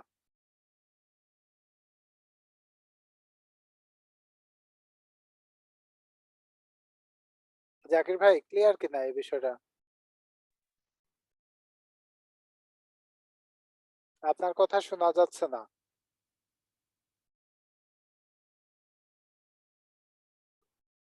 জাকির ভাই আপনার কথা শোনা যাচ্ছে না। আপনি মিউটও না, কিন্তু কথা শোনা যাচ্ছে না। আপনার হেডফোনে কিংবা ইয়েতে প্রবলেম হচ্ছে মনে হয়।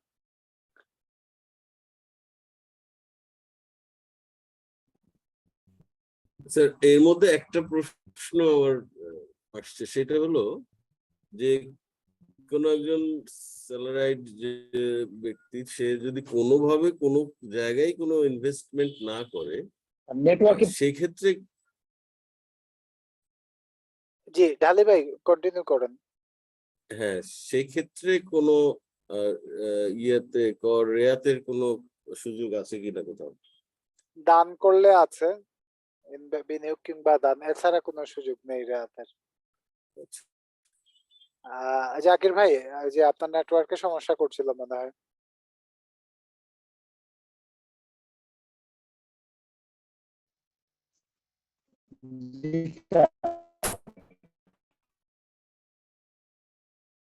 জাকির ভাই আপনার নেটওয়ার্কে সমস্যা করছে মনে হয়। আমরা কোয়েশ্চনটা পড়ে নিচ্ছি, আমি আর একটু অ্যাডভান্স হই আলোচনায়।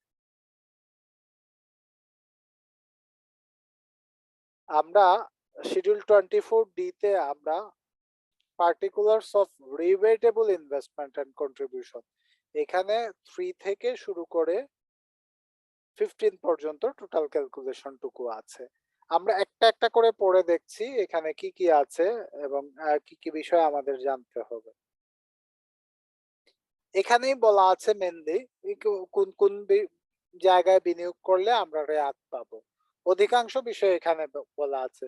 দানের বিষয়টুকু বলা নেই, ক্যাটাগরি ওয়াইজ আলাদা। দানের বিষয়গুলো এখানে দেয়া আছে, বাট বিনিয়োগের বিষয়গুলো ফর্মেই বলা আছে। কি কি আছে আমরা একটু দেখি। প্রথমেই আছে লাইফ ইন্স্যুরেন্স প্রিমিয়াম।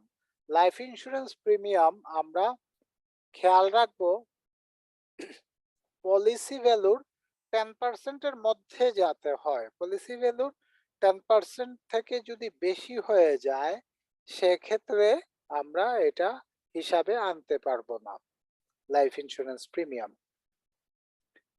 এটা হচ্ছে প্রথম বিষয়। লাইফ ইন্স্যুরেন্স প্রিমিয়ামে ইনভেস্টমেন্ট আমরা এখানে বসাবো। ঠিক সেম ডিপিএস এর বিষয়টা আসবে এখানে।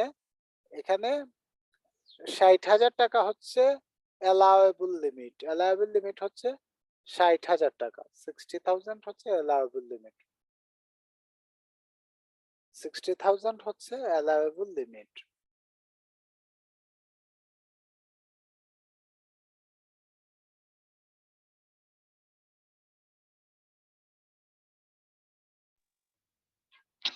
ডিপিএস এর এই 60,000-এর উপরে কি আমার 15% করতে হবে, নাকি 60,000 পুরোটাই অ্যালাউবল? 60,000 পর্যন্ত আপনার, আমরা যখন এলিজিবল ইনভেস্টমেন্টটা ক্যালকুলেট করব, ওই এলিজিবল ইনভেস্টমেন্ট ক্যালকুলেট করার ক্ষেত্রে রেয়াত পাওয়ার যোগ্য খাতে প্রকৃত বিনিয়োগে আসবে। এরপরে এলিজিবল অ্যামাউন্টের 15% হবে। এলিজিবল অ্যামাউন্টটা তো আমাদের কন্ডিশন আছে বলা, 3টা কন্ডিশন বলা আছে, এই কন্ডিশন থেকে আসবে। ক্লিয়ার কিনা? জি স্যার, আচ্ছা, বুঝতে পারছি।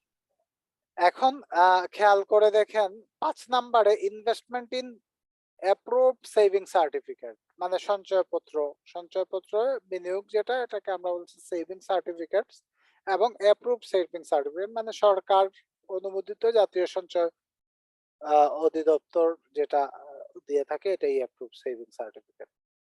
এটা হচ্ছে 5 নাম্বার। যত টাকাই আমরা ইনভেস্টমেন্ট করতে পারি আমাদের লিমিট অনুযায়ী করব, পুরোটাই এখানে আসবে। এখানে কোনো অ্যালাউয়েবল লিমিট নেই এই জায়গাতে। Investment in approved debenture or debenture stock, stock or share. তাহলে আমরা এখানে বললাম approved debenture, stock, stock share. তাহলে এখানে আমরা শেয়ারের যে ইনভেস্টমেন্ট কিংবা ডিবেঞ্চারের ইনভেস্টমেন্ট এটা আনলাম। এখানে আমরা অ্যাপ্রুভড এর সংজ্ঞায় আমরা দেখেছি যে স্টক এক্সচেঞ্জে তালিকাভুক্ত, এই একটা বিষয় আমরা দেখলাম এখানে। এরপরে আছে contribution to provident fund which to which Provident Fund Act 1925 applies.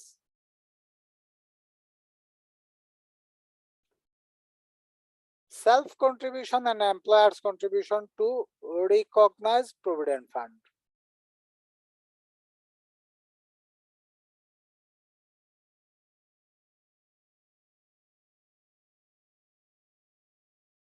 আমরা বলছি এখানে recognized Provident Fund.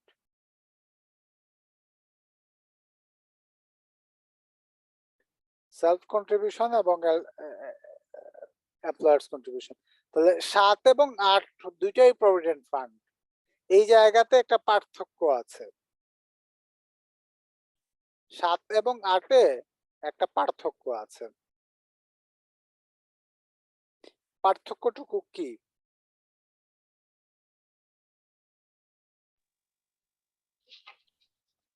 সরকারি কর্মকর্তাদের জন্য 7 নাম্বার, কোনটা সরকারি হবে? 7 নাম্বারটা স্যার। 7 নাম্বারটা আমরা জানার মানে মনে রাখার উপায়টা কি হবে এখানে? একটা ধরে অ্যাক্ট 1925। আচ্ছা, এটা তো দেখলে আমরা বুঝে ফেলবো যে যেটা একটা আছে মানে এটা গভর্নমেন্ট। আর মূলত এখানে পার্থক্য আছে। আমরা যে প্রভিডেন্ট ফান্ড গুলা ইউজ করি প্রাইভেট প্রতিষ্ঠানে, এগুলাকে আমরা বলি কন্ট্রিবিউটরি প্রভিডেন্ট ফান্ড। এখানে এমপ্লয়ার এবং এমপ্লয়ি বোথ কন্ট্রিবিউশন থাকে, দুই পার্টিরই থাকে। এই প্রভিডেন্ট ফান্ডটুকু এনবিআর এ আমাদেরকে রিকগনাইজ করিয়ে নিতে হয়। প্রভিডেন্ট ফান্ড রিকগনিশনের জন্য একটা বিধি আছে, ওই বিধি মোতাবেক আমাদেরকে পারমিশন নিতে হয়, তখন এটা রিকগনাইজড হয় প্রভিডেন্ট ফান্ড। তো রিকগনাইজড প্রভিডেন্ট ফান্ডে দুই পার্টির কন্ট্রিবিউশন থাকে, এমপ্লয়ারের থাকে এবং এমপ্লয়ির থাকে। আর সরকারি প্রভিডেন্ট ফান্ডে শুধুমাত্র এমপ্লয়ির কন্ট্রিবিউশন থাকে, এমপ্লয়ারের কিংবা গভর্নমেন্টের কোনো কন্ট্রিবিউশন থাকে না, গভর্নমেন্ট শুধু ইন্টারেস্ট দিয়ে থাকে। ক্লিয়ার বিষয়টুকু? জি স্যার, ক্লিয়ার। জি ঢালি ভাই। স্যার 8 নাম্বার 8 কে যেটা বলা আছে সেলফ কন্ট্রিবিউশন এবং রিকগনাইজড বলা আছে, এটা হলো এনবিআর থেকে আমার রিকগনাইজড করে নিতে হবে, এটা ম্যান্ডেটরি। এবং সেই ক্ষেত্রে আপনার এই যে রিকগনাইজড প্রভিডেন্ট ফান্ড যেটা, এইটা কোন লটা ফলো করে আসলে 8 নম্বর? এটা কি labour country labour law follow করে না এর জন্য আলাদা কোনো ল করা আছে? না, এটার জন্য আলাদা আইন নেই, এখানে আপনার রুলস গুলা ফলো করতে হবে। এবং প্রভিডেন্ট ফান্ডটি এনবিআর কর্তৃক অনুমোদিত হতে হলে অবশ্যই আপনাকে এনবিআর এর যে বিধিগুলা আছে এগুলো আপনাকে ফলো করতে হবে এবং হিসাব সবসময় দিতে হবে এনবিআর এর কাছে। আমরা রিসেন্টলি হলো আমাদের এনজিও তে আমরা এই প্রভিডেন্ট ফান্ডটাকে রিকগনাইজ করার জন্য চেষ্টা করছি, তৈরি করছি আমরা। এখন সেক্ষেত্রে আমরা আসলে ফলো বাংলাদেশ লেবার ল এক ধরনের কথা বলে এটার ব্যাপারে, আবার আমরা নিজেরা যদি আমাদের মতো করে তৈরি করে দেই সেক্ষেত্রে কোনটার মধ্যে আসলে ফেলাতে হবে সেইটার একটু কনফিউশনে আছে আমরা, এই কারণে জিজ্ঞেস করলাম। প্রথমত হচ্ছে আপনার লেবার মিনিস্ট্রি কিংবা লেবার ল তো আপনাকে মানতে হবে, কিন্তু লেবার ল মানাটা মুখ্য না, খেয়াল রাখবেন। ইনকাম ট্যাক্স অর্ডিন্যান্স এবং রুলস মানাটা মুখ্য লেবার ল থেকে। লেবার লতে বলা আছে অন্য আইনে যা থাকবে ওইটা প্রাধান্য পাবে, লেবার ল প্রাধান্য পাবে না। আর ইনকাম ট্যাক্স অর্ডিন্যান্সে বলা আছে অন্য আইনে যাই থাকুক না কেন ইনকাম ট্যাক্স অর্ডিন্যান্সটাই প্রাধান্য পাবে। তো সেক্ষেত্রে আপনাদেরকে যেটা করতে হবে, প্রভিডেন্ট ফান্ড রিকগনাইজ করাতে হলে আপনাদেরকে অবশ্যই ইনকাম ট্যাক্সের রুলস ফলো করে এই রিকগনিশন প্রসেসটা স্টার্ট করতে হবে। আপনি অন্য কোনো আইন দেখে লাভ নেই এখানে। ক্লিয়ার কিনা ঢালি ভাই?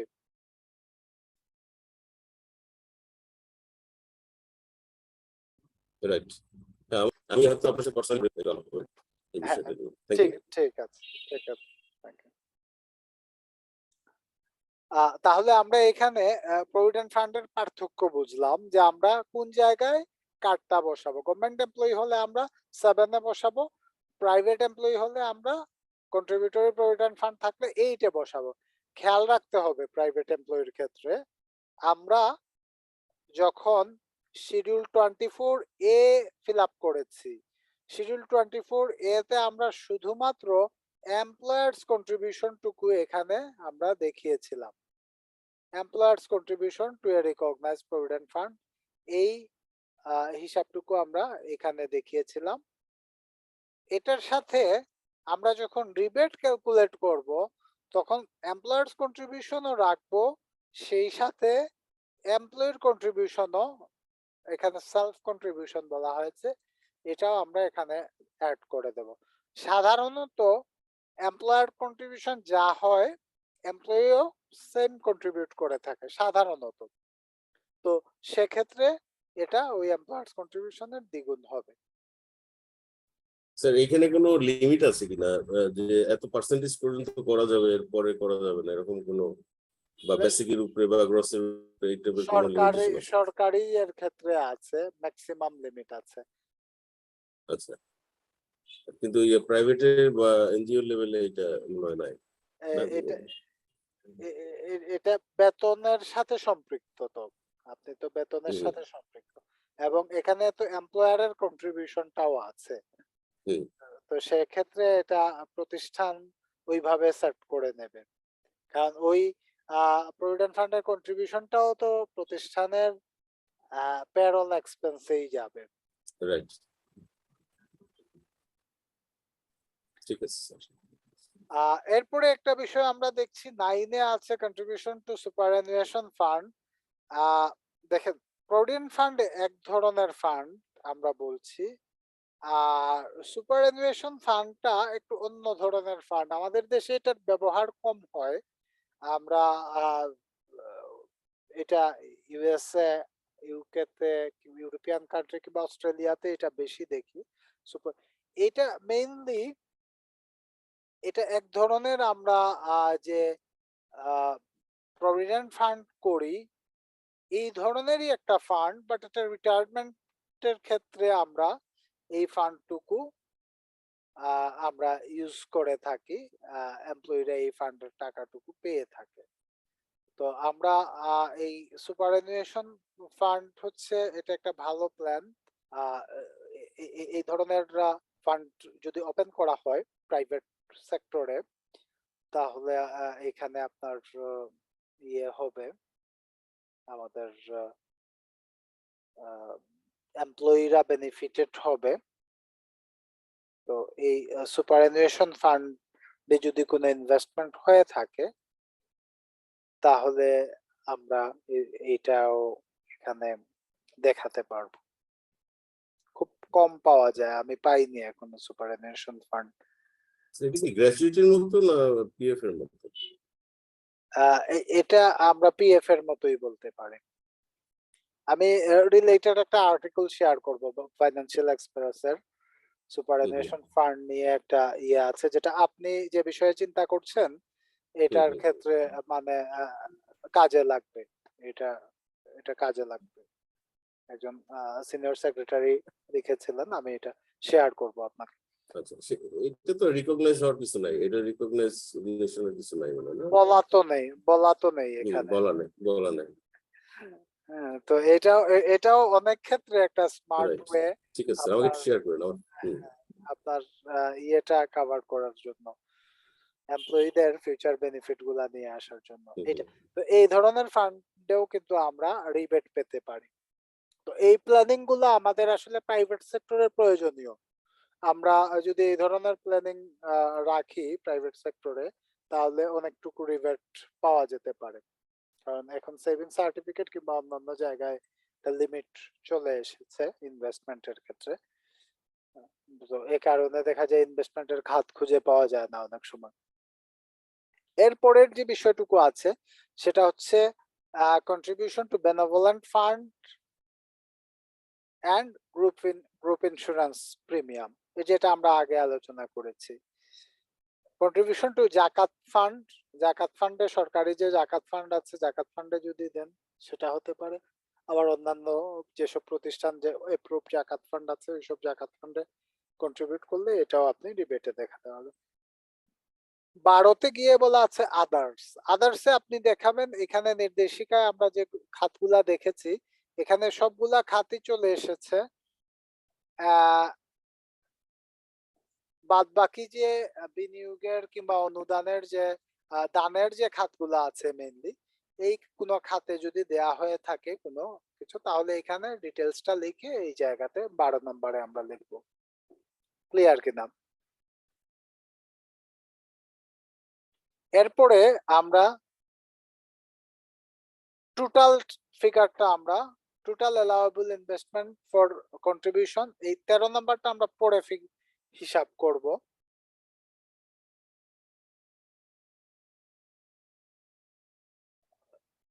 টোটাল 12 পর্যন্ত আমরা এড করে এখন আমরা এখানে যে ক্যালকুলেশনটা করব খেয়াল করে দেখেন 3টা কন্ডিশন বলা আছে।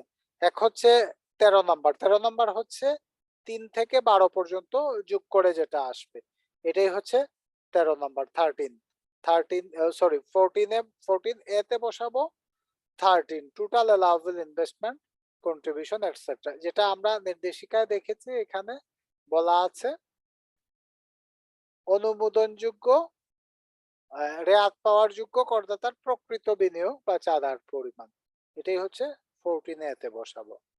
এখন এই যে পার্সেন্টেজটা গ্যাপ দেওয়া আছে এই পার্সেন্টেজটা চেঞ্জ হয়েছে, তো আগে চেঞ্জ ছিল এখানে পার্সেন্টেজটা এবছরে 20% হয়েছে, আমরা আগে 30% ছিল, তারপরে এটা 25% এসেছিল, এখন এটা 20% নিয়ে আসা হয়েছে এই বছর। তো এখানে 20% of total income, total income মানে টোটাল ট্যাক্সেবল ইনকাম। এখন total income excluding any income for which tax exemption or a reduced rate is applicable under subsection 4 of section 44 or any income from any source or sources mentioned in clause A of subsection 2 of section 82C, মানে যেসব ক্ষেত্রে আমরা tax exemption পেয়েছি, reduce tax rate enjoy করেছি কিংবা কোনো final settlement হয়েছে মানে রেগুলার রেটে আমাদেরকে ট্যাক্স দিতে হয়নি, এই ইনকাম গুলার এখানে আমরা পার্সেন্টেজটা বের করব। এই পার্সেন্টেজটা হচ্ছে 20%। আর এখানে 1.5 কোটি লেখা আছে আগের ফর্মে, এখন এটা 1 কোটি টাকা হবে 1 crore 14C। এই তিনটার মধ্যে যেটা কম সেটা আমরা 14 এ বসাবো। তাহলে 13 এ আমরা 12 পর্যন্ত যোগ করে বসালাম, 14 এ বসাবো, এতে 13 সরাসরি বসিয়ে দেব, বিতে আমরা বসাবো 20% অফ টোটাল ইনকাম, যেটা টোটাল ট্যাক্সেবল ইনকাম যেটা এখানে আসবে, আর 14C হচ্ছে 1 কোটি টাকা 1 crore হবে এটা।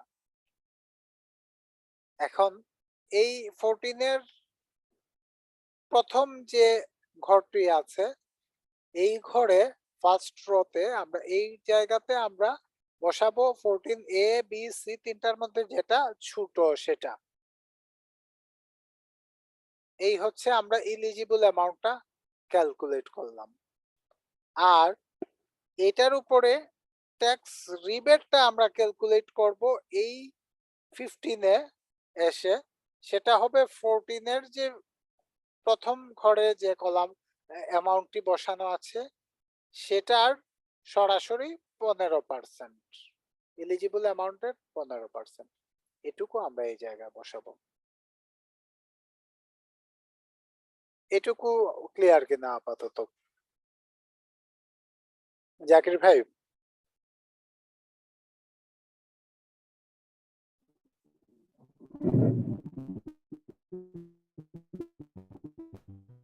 আচ্ছা, নেটওয়ার্কে প্রবলেম করছে, আমার মনে হয় আহ, ঢালি ভাই কোয়েশ্চন আছে কিনা?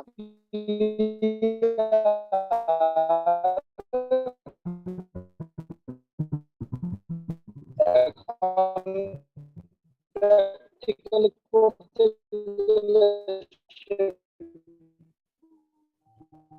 বুঝতে পারবো যে আসলে কতদূর। আচ্ছা, আমি আর একটু এক্সটেন্ড করছি আলোচনা, আমার মনে হয় নেটওয়ার্কের সমস্যা হচ্ছে অনেকের, পরে আমরা আরো কোয়েশ্চন অ্যাড করব। তো এখন এই হিসাবটি আমরা একটু করব এখন প্র্যাকটিক্যালি। হিসাব করলে আমরা এখানে উদাহরণটা আমরা যদি একটু করি, এখানে আমরা দেখি যে বিনিয়োগের রেয়াত কিভাবে বের করব আমরা। এখানে ধরা যাক মিস নাইল সরকারি বেতন আদেশভুক্ত একজন কর্মচারী, তাহলে সরকারি, তার বেতন খাত, গৃহ সম্পত্তি, সঞ্চয়পত্র, সুদ খাতে আয় রয়েছে, সঞ্চয়পত্রের সুদ খাতেও আয় রয়েছে। আচ্ছা, এখন আমরা বেতন খাতে আয়, ব্যাংক সুদে আয় হচ্ছে 8,38,200 টাকা। সঞ্চয়পত্র সুদ খাতে আয়, এটা নিয়মিত উৎস বলছে না, এখানে নিয়মিত উৎসে আয় হচ্ছে 8,38,200 টাকা। সঞ্চয়পত্রের সুদ খাতে আয় হচ্ছে 50,000 টাকা। সঞ্চয়পত্রের সুদ হতে 10% হারে উৎসে কর কর্তনের পরিমাণ 5,000 টাকা। ফাইন। তো মোট আয় এখানে হচ্ছে 8,88,200 টাকা। এখন বিনিয়োগজনিত কর রেয়াতটুকু আমরা খেয়াল করব। ভবিষ্যৎ তহবিল আইন 1985 অনুযায়ী ভবিষ্যৎ তহবিলে প্রদত্ত চাঁদা 96,000। আমরা এটা একটু বসাই, তাহলে এটা এখানে বসবে 96,000, 96,000 টাকা আমরা এখানে বসালাম। 24D তে আমরা ক্যালকুলেট করতে গিয়ে একটা ফিগার। কল্যাণ তহবিলে প্রদত্ত গোষ্ঠী বীমার কিস্তি 3,000 টাকা। এখানে আমরা বেনেভোলেন্ট ফান্ড ও গ্রুপ ইন্স্যুরেন্সে আমরা একটা ফিগার বসাবো, সেই ফিগারটি হচ্ছে 3,000 টাকা। 3,000 টাকা আমরা এখানে একটা ফিগার বসালাম। এরপরে বলা আছে নতুন সঞ্চয়পত্র ক্রয় করেছেন 1 লক্ষ টাকা। খেয়াল রাখতে হবে সঞ্চয়পত্র এই ইয়ারে কিনতে হবে। 1 লক্ষ টাকা উনি নতুন সঞ্চয়পত্র কিনেছেন এই বছরে। জীবন বীমার কিস্তি প্রদান 12,000 টাকা, ধরে নিলাম আমরা এটা 12,000 টাকা আমরা এখানে বসালাম। স্টক এক্সচেঞ্জে তালিকাভুক্ত শেয়ারে বিনিয়োগ 5,000 টাকা, এখানে আমরা 5,000 টাকা তালিকাভুক্ত শেয়ারে বিনিয়োগ আমরা নিলাম। তাহলে এখানে মোট অনুমোদনযোগ্য বিনিয়োগ বা দান হচ্ছে 2,16,000 টাকা। আমরা 13-এ একটু দেখি যে 13-এ আমরা হিসাব করলাম, এখানে 2,16,000 টাকা। এটুকু হিসাব ক্লিয়ার কিনা দেখেন, আমি জাস্ট বসিয়েছি এবং যোগ করেছি। এখানে বলা আছে 5টা খাতে বিনিয়োগ আছে ওনার, 5টা খাতে বিনিয়োগ আমরা যোগ করে দেখেছি 2,16,000 টাকা। এইটুকু ক্লিয়ার কিনা 2,16,000 টাকা পর্যন্ত, 13 পর্যন্ত? ঠিক আছে, তাহলে আমরা এরপরে 14টাই মেইন ক্যালকুলেশন। 13 পর্যন্ত আমরা ক্যালকুলেট করলাম যে অ্যাকচুয়াল কন্ট্রিবিউশন কিংবা ইনভেস্টমেন্টটা কত সেটা আমরা বের করে ফেললাম। তো 14-এ গিয়ে আমরা প্রথমেই আমরা দেখালাম 14A তে ওই 13-এ যে ফিগারটা বসিয়েছি এটাই আমরা এখানে বসালাম। 14A তে গিয়ে প্রথমেই আমরা ওই ফিগারটুকু এখানে বসালাম। আচ্ছা, তো প্রথমেই আমরা ওই ফিগারটুকু এখানে নিয়ে আসলাম 2,16,000 টাকা। এখন আমরা নিয়মিত উৎসে উনার আয় কত সঞ্চয়পত্রের সুদের আয়ত্ত 82 সি ধারায় আমরা জানি এটা রিডিউস রেটে ট্যাক্স হয়েছে। নিয়মিত উৎসে হচ্ছে উনার 8,36,200 টাকা আয়। আমরা দেখেছি নির্দেশিকায় বলা আছে যে নিয়মিত উৎসে উনার যে আয় হবে সেটার 20% উনি রেয়াতযোগ্য এলিজিবল অ্যামাউন্ট ক্যালকুলেট করার জন্য এখানে 20% উনি হিসাবে আনতে পারবেন। তার মানে 8,38,200 টাকার এখানে আমরা 20% বসাবো এই জায়গাতে। তো ফিগারটা হচ্ছে 8,38,200, এটার 20% হয় 1,67,640 টাকা। 1,67,640 টাকা। এই এখন এই দুইটা এবং 1 কোটি টাকা এখানে ওই যে এটা 1 কোটি টাকা হবে। 1,50,00,000 টাকা গত বছরের হিসাব ছিল, এই বছরে 1 কোটি হয়েছে। তো তাই এটা আমরা 1 কোটি টাকা ধরবো। এখন এই এ বি এবং সি টা 1 কোটি ধরে এখানে তিনটার মধ্যে ছোট কোনটা? 1,67,640। তো এই 1,67,640 টাকা হবে আমাদের এলিজিবল অ্যামাউন্ট। এটা হবে আমাদের এলিজিবল অ্যামাউন্ট। এখন আমরা জানি এলিজিবল অ্যামাউন্টের আমরা 15% হারে রেয়াত নির্ধারণ করব। তাহলে এখানে আমাদের যে এলিজিবল অ্যামাউন্টটা বলা আছে সেটা হচ্ছে 1,67,640। 1,67,640 এটা থেকে এটার আমরা 15% 25,146 টাকা এই অ্যামাউন্টটা আমরা 15 এ বসাবো, যেটা হচ্ছে amount of tax rebate calculated on eligible amount, যেটা ওই 1,67,640 এর উপরে আমরা 15% হিসাব করেছি। আমরা একটু উদাহরণে যাই। উদাহরণে এখানে যে হিসাবটি করা হয়েছে এখানে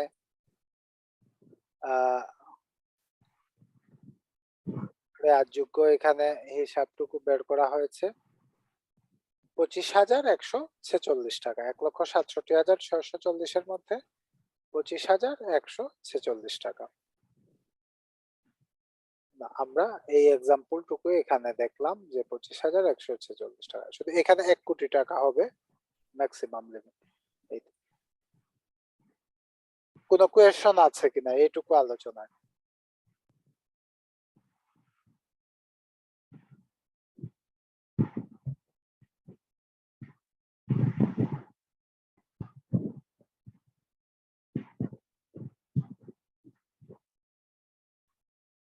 কোনো না বস। আচ্ছা, জাকির ভাই শুনতে পাচ্ছেন? আপনার নেটওয়ার্ক কি? স্যার আমরা যেটা এখন করছি সেটা হলো সরকারি জি, আমরা বেতন সরকারি বেতন কর্মচারীদের আদায় জন্য। হ্যাঁ, রাইট। বেসরকারি হলে ওই সিমিলারই হবে, কারণ রিবেটের ক্যালকুলেশন সবার জন্য সমান। আচ্ছা। আমরা যেটা বলছি স্যার 14B-তে যেটা হলো ট্যাক্সেবল ইনকাম, এইটার কি আলাদা কোনো ক্যালকুলেশন করে নিতে হবে কিনা? হ্যাঁ, এটা আলাদাভাবে ক্যালকুলেশন করে নিতে হবে। এই জায়গাতে যেরকম করা হয়েছে, মানে রেগুলার রেটে ট্যাক্স কত টাকা ইনকাম হয়েছে এই জিনিসটাই এখানে নিয়মিত উৎসে আয় কত হয়েছে, এটা হচ্ছে গিয়ে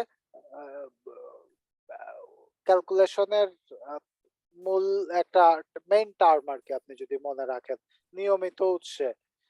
আর যেগুলা স্পেশাল সেটা হচ্ছে এক্সাম্পটেড রিডিউস রেটে আপনি ট্যাক্স এনজয় করেছেন, বা 82 সিটা হচ্ছে ফাইনাল সেটেলমেন্ট ট্যাক্স, মানে এটাও কিছু রিডিউস রেটে হয়ে থাকে। মোট কথা নিয়মিত উৎসে এটার উপরে কর প্রযোজ্য হয় না। নিয়মিত উৎসে যেগুলোর উপর কর প্রযোজ্য হয় সেটাই আমরা এলিজিবল অ্যামাউন্টের 14B এর হিসাবে যে 25% করব, ওই টাকারই 25% আমরা এখানে বের করব।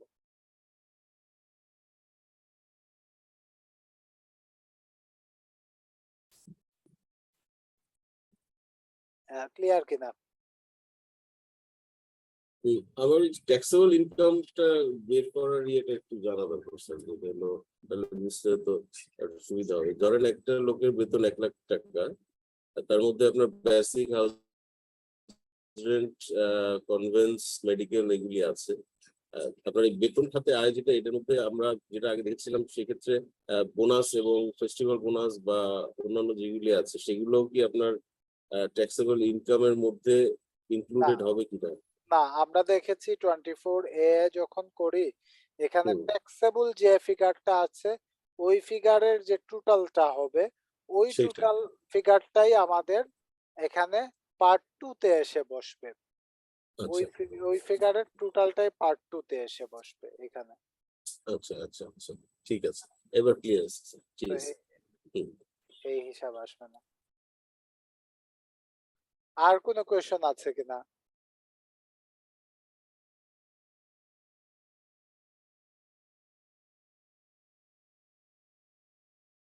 আচ্ছা, কোয়েশন যদি না থাকে তাহলে আমরা একটু চেষ্টা করব যে 9 নম্বর যেটা আমরা এখন দেখলাম সেটার জন্য শিডিউল 24D যেটা আমরা ফিল আপ করলাম সেটা ফিল আপ করা। পরবর্তীতে 10 নম্বর যেটা আছে এখানেও বিনিয়োগ আছে। এই বিনিয়োগের ক্ষেত্রেও আমরা শিডিউল 24D ফিল আপ করা। 11 নম্বরেও বিনিয়োগ আছে, এই বিনিয়োগের জন্য আমরা শিডিউল 24D ফিল আপ করা। 12 নম্বরেও আছে, 12 নম্বরের জন্য আমরা শিডিউল 24D ফিল আপ করা। এই যে 9 থেকে 12, এই 9 থেকে 12 পর্যন্ত আমরা শিডিউল 24D ফিল আপ করব। এগুলো আপনারা যদি একটু শিডিউল 24D টা ফিল আপ করে ফেলেন, জাস্ট ফিগার গুলা বসাতে হবে আর নিজে ক্যালকুলেট করা এবং মেলানো, এই নির্দেশিকার সাথে মেলানো, ফিগার গুলা বসিয়ে মেলানো। 4টা স্টেপের কথা মনে রাখবেন, 4টা স্টেপ। আমি প্রথম স্টেপ বলছি।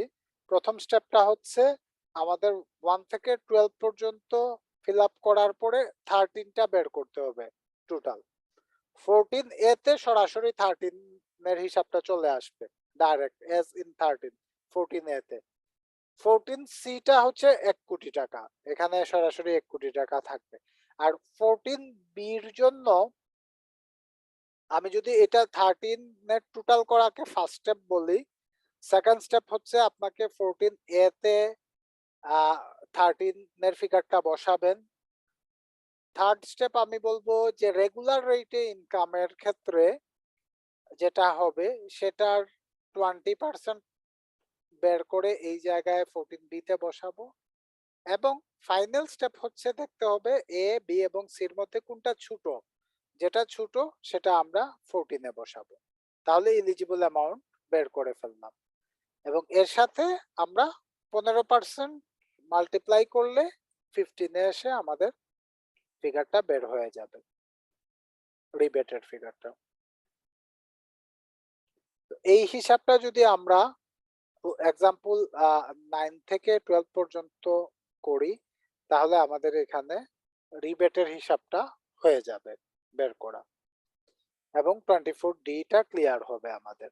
এখানে একটা কন্ডিশন কমপ্লায়েন্স আছে, সেটা হচ্ছে এই যে 15% আমরা বললাম, এই 15% এর সুবিধা তখনই পাওয়া যাবে যখন আমরা ট্যাক্স ডের মধ্যে রিটার্ন সাবমিট করব। আমরা যদি ট্যাক্স ডে পরবর্তী রিটার্ন সাবমিট করি তাহলে সেটা 15% এর পরিবর্তে 7.5% হয়ে যাবে, 7.5% হয়ে যাবে। এটা একটা কমপ্লায়েন্স আছে এখানে, এই জিনিসটা মনে রাখতে হবে। তো এখানে এই ক্যালকুলেশনটা উদাহরণ 12 করা আছে যে কিভাবে উনি লেটে সাবমিট করার জন্য 7.5% পেয়েছেন। তো আমরা 9 থেকে 12 পর্যন্ত যদি উদাহরণগুলো একটু করি তাহলে এখানে আমাদের ক্যালকুলেশনটা এখানে আমাদের শিডিউল ফিল আপ করাটা ক্লিয়ার হয়ে যাবে। জাকির ভাই, আপনার নেটওয়ার্ক কি ঠিক হয়েছে, শুনতে পাচ্ছেন?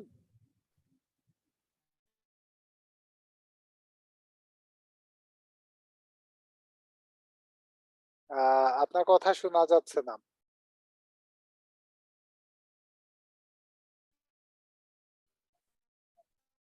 আমরা তাহলে এটা একটা অ্যাসাইনমেন্ট আকারে আমরা রাখি, এই 9 থেকে 12 পর্যন্ত। ইনশাআল্লাহ স্যার চেষ্টা করব 9 থেকে 12। হ্যাঁ, শুধু আমরা শিডিউল 24 ডিটা ফিল আপ করবো 9 থেকে 12, এটুকুই আমি রাখছি। 9 থেকে 12 এক্সাম্পলে আরো কাজ আমরা করব, সেটা হচ্ছে ট্যাক্স ক্যালকুলেশন করব আমরা। 9 থেকে 12 তে ট্যাক্স ক্যালকুলেশনও বলা আছে। আমরা নেক্সট ডে তে এই ট্যাক্স ক্যালকুলেশনের রেট নিয়ে যখন আলাপ করলে তখন আমরা ট্যাক্স ক্যালকুলেশনটা করব। কিন্তু আমরা আপাতত 9 থেকে 12 শিডিউল 24টা আমরা 24 ডিটা আমরা রেডি করে রাখি, এটুকু আমরা চেষ্টা করি। তখন দেখবেন আপনাদের এই ক্যালকুলেশনটা ক্লিয়ার হয়ে যাবে। কারণ আমরা যে শিডিউলগুলো আগে আলোচনা করেছি, এই শিডিউলগুলা মোটামুটি আপনাদের কাছে আমার মনে হচ্ছে যে ক্লিয়ার আছে, কারণ একেবারেই সুনির্দিষ্ট পয়েন্টগুলা বলা আছে কোন কোন জায়গায় খেয়াল রাখতে হবে। আর আজকে 24C এবং ডি নিয়ে আমরা আলোচনা করলাম। 24D তে একটু ক্যালকুলেশনের বিষয় আছে, যেটা 14 এ এসে করতে হয় কিংবা 15 এ করতে হয়। এই 14-15 এর ক্যালকুলেশনটুকু আমরা যদি একটু প্র্যাকটিস করি তাহলে আমার মনে হয় আর একটু ক্লিয়ার হবে। একাডেমিক ডিসকাশন এই ক্ষেত্রে এটুকুই, বাদ বাকি হচ্ছে আপনার টেকনিক্যাল যে কাজগুলা। এখানে কোনো কোয়েশন আছে কিনা?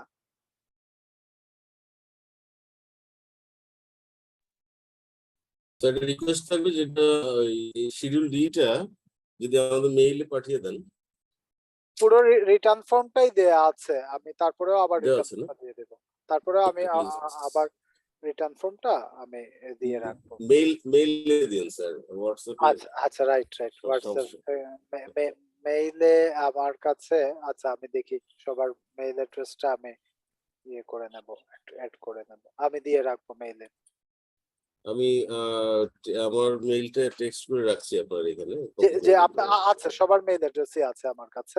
আচ্ছা না, আচ্ছা ঠিক আছে। পাঠাতে হবে না, মেইল দিয়ে রাখবো। আর কোনো কোয়েশন আছে কিনা? কোর্স ম্যাটেরিয়াল গুলো কি আমরা কি এই মান্থ থেকে পাইতে পারি কিনা? হ্যাঁ, ইনশাআল্লাহ তাহলে পেয়ে যাবেন, study কারণ করা যাবে। সব বইগুলোই পাবলিশ হয়ে গেছে অলমোস্ট। আমরা অর্ডার দিয়ে দেব, আমরা পারচেজ অর্ডার রেডি করে ফেলবো এই সপ্তাহে আশা করছি, নেক্সট উইকে। তো লাইব্রেরি হয়তো দিয়ে দেবে আমাদেরকে, আগামী সপ্তাহে পেলে এর পরের সপ্তাহে পেয়ে যাবেন আশা করছি। আর এর মাঝে আপনারা এই সফট কপি ম্যাটেরিয়ালস এবং এই ইয়েটা দেখতে পারেন, ইনকাম ট্যাক্স অর্ডিন্যান্স, যেটা আমরা আলোচনা করছিলাম bdlaws.min.law.gov.bt থেকে। আর কোনো আলোচনা না থাকলে আমরা আজকের ক্লাস এখানেই সমাপ্ত করছি। আমরা আজকে আলোচনা করলাম ইনকাম ট্যাক্স রিটার্ন ফর্ম, ইন্ডিভিজুয়ালের ট্যাক্স রিটার্ন ফর্ম কিভাবে ফিল আপ করতে হয়, এই আলোচনায় ছিলাম আমরা। শিডিউল গুলা নিয়ে আলোচনায় আমরা আজকে শিডিউল 24C এবং শিডিউল 24D সম্পর্কে আলোচনা করলাম। আজকের আলোচনার মাধ্যমে আমরা ইন্ডিভিজুয়াল ট্যাক্স রিটার্ন ফর্মের আমরা আগে পার্ট গুলা নিয়ে আলোচনা করেছিলাম, পার্ট 1, পার্ট 2, পার্ট 3 এবং অ্যাকনলেজমেন্ট। সেই সাথে আমরা শিডিউল 24A, B, C এবং D নিয়ে আলোচনা করলাম। এখন আমরা পরবর্তী আলোচনায় আমরা যদি পার্ট 2 তে একটু খেয়াল করি, দেখবো এখানে 24 salaries income, 26 income from house property, 28 income from business or profession, এই আলোচনাগুলো আমাদের হয়ে গেছে। আমরা 24 interest on securities, 27 agricultural income, 29 capital gains, 30 income from other sources, 31 share of income from farm association of person, এবং 32 income of minor or spouse under section 43(4), এবং foreign income, এই আলোচনাগুলা আমরা করে ফেললে ইনকামের রিলেটেড আলোচনাগুলা শেষ হয়ে যাবে এবং সেই সাথে ট্যাক্স ক্যালকুলেশনের যে বিষয়গুলো আছে এবং সারচার্জের বিষয় নিয়ে আমরা আলোচনা করব। এর মাধ্যমে আমরা ট্যাক্স রিটার্ন ফর্মের মূল শিডিউল সহ মূল অংশের আলোচনা সমাপ্ত করব আশা করছি। পরবর্তীতে আমরা স্টেটমেন্ট গুলা নিয়ে আলোচনা করব। আপনাদেরকে অনেক ধন্যবাদ আজকের ক্লাসে অ্যাক্টিভলি পার্টিসিপেট করার জন্য। আগামী ক্লাসে সবার সাথে আবারও দেখা হবে। আজকের ক্লাস এখানে সমাপ্তি ঘোষণা করছি। আসসালামু আলাইকুম ওয়া রাহমাতুল্লাহি ওয়া বারাকাতুহু।